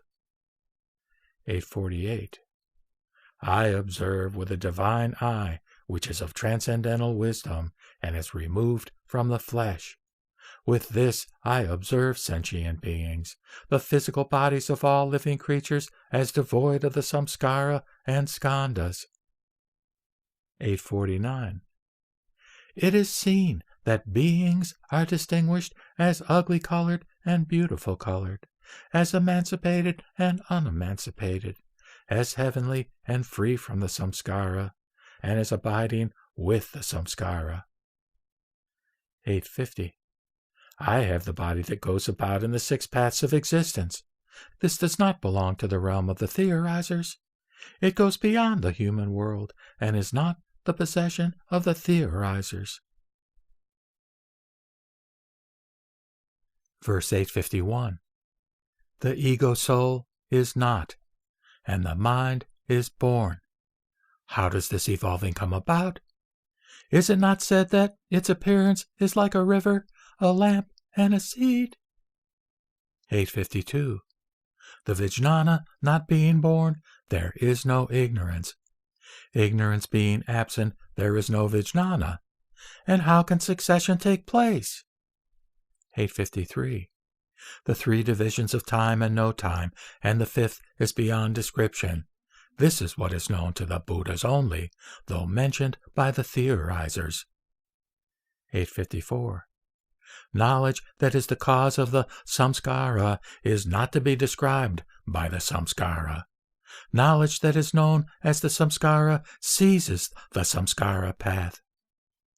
855. That being so, this is. Causal conditions everywhere, but no causes. Because of this absence, there are no causal agencies. They are only symbolically pointed out. 856.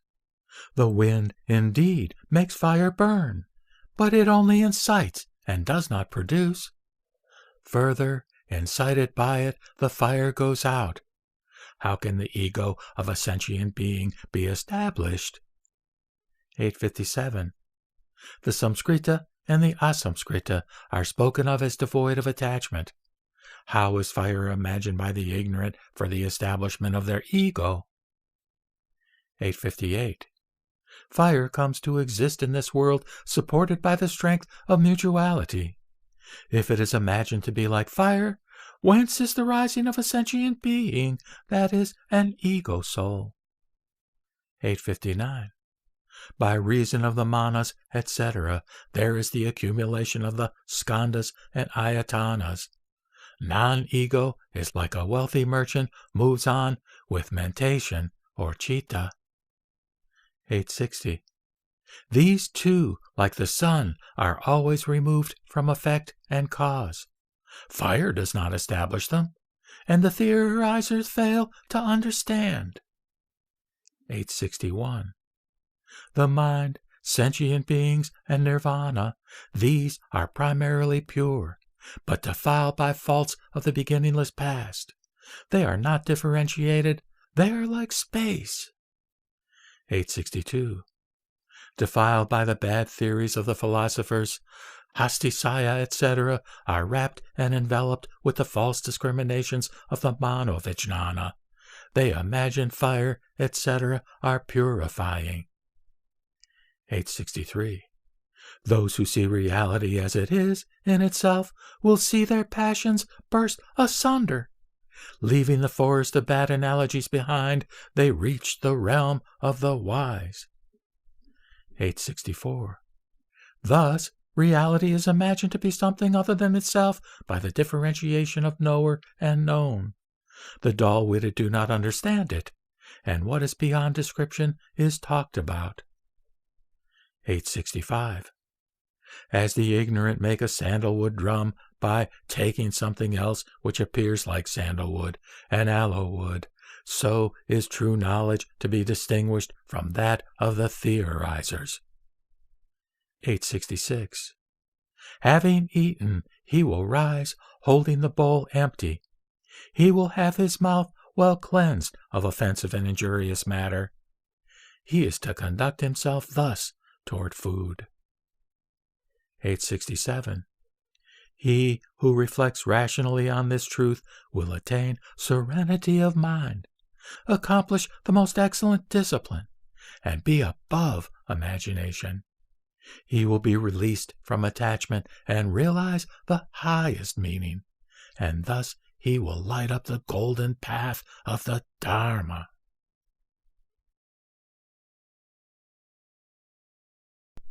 Verse 868. When he who is possessed of stupidity and imagination rising from his views of being and non-being is freed from the net of bad theories tainted thereby, and from greed, vice, and anger, he is washed of the pigment and besprinkled by the Buddhas with their own hands. 869. Some philosophers are confused about the direction of truth because of their theory of causation. Others are perturbed over conditions of causality. Others who are not wise abide in nihilism because of their negation of causation and reality. 870. There are transformations maturing from the activities of the manas and the vijnanas. The manas is born of the alaya, and the vijnana comes from the manas. 871. From the alaya, all mental activities take their rise like the waves. With habit energy as cause, all things are born in accordance with conditions of causation. 872. All things, momentarily divided but bound up in a continuous chain, are taken hold of as real, while they are of mind itself. They appear in varieties of forms and characters, but are the product of manas and the I vijnana, etc. 873. Bound up by the faults of speculation, since the beginningless past, there is the growth of habit energy, which gives rise to something like an external world. It is mind which is seen as manifoldness when it is hindered by wrong philosophical theories. 874. With that as cause, and with that other as condition, the Vijnana system is evolved. When these philosophical views are born, transformations take place. 875. All things are like Maya and a dream and the Gandharva city. They appear as a mirage, as a lunar reflection in water. Be it known that it is all due to self-discrimination. 876. From the splitting up of moral conduct, there is suchness and the right knowledge dependent on it. Such samadhis of superior grade as the Maya-like, the Shurangama, etc. are attained. 877. By entering into the various stages, the psychic powers and the self-masteries, the knowledge of the Maya-likeness of existence and the will-body are obtained, and there is anointment by the Buddhas. 878. When the world is seen as quiescent, the mind ceases, and the first stage of joy is attained, and finally they will reach Buddhahood. 879. A revulsion taking place at the seat of consciousness, a man becomes like a multicolored gem. He performs deeds of beneficence for sentient beings in the same way as the moon reflects itself in water. 880. When the dualism of being and non-being is abandoned, there is neither bothness nor not-bothness. And going beyond Shravakahood and Pratyeka Buddhahood, one will even pass over the seventh stage. 881. As he goes up through the stages, his insight into the truth of self-realization will be purified at every stage, and releasing himself from externality as well as from the philosophers, he will discourse on the Mahayana. Verse 882. When there is a revulsion or paravritti from discrimination, one is removed from death and destruction. Let him discourse on the truth of the emancipated ones, which is like a hare's horns and a multicolored gem. 883. As the text is completed by reason, so is reason revealed by the text. Therefore, let there be reason and the text. Let there be no other discrimination than reason. 884. Such are the I, karma, desire, ignorance, and the yogins. Such is the manas in relation to the I consciousness and form. Such is the manas in relation to the defiled. Here ends the Mahayana Sutra called Arya Sadharma Lankavatara, together with the verses. All things are born of causation, and their cause has been told by the Tathagata, and the great Muni tells that their cessation takes place thus.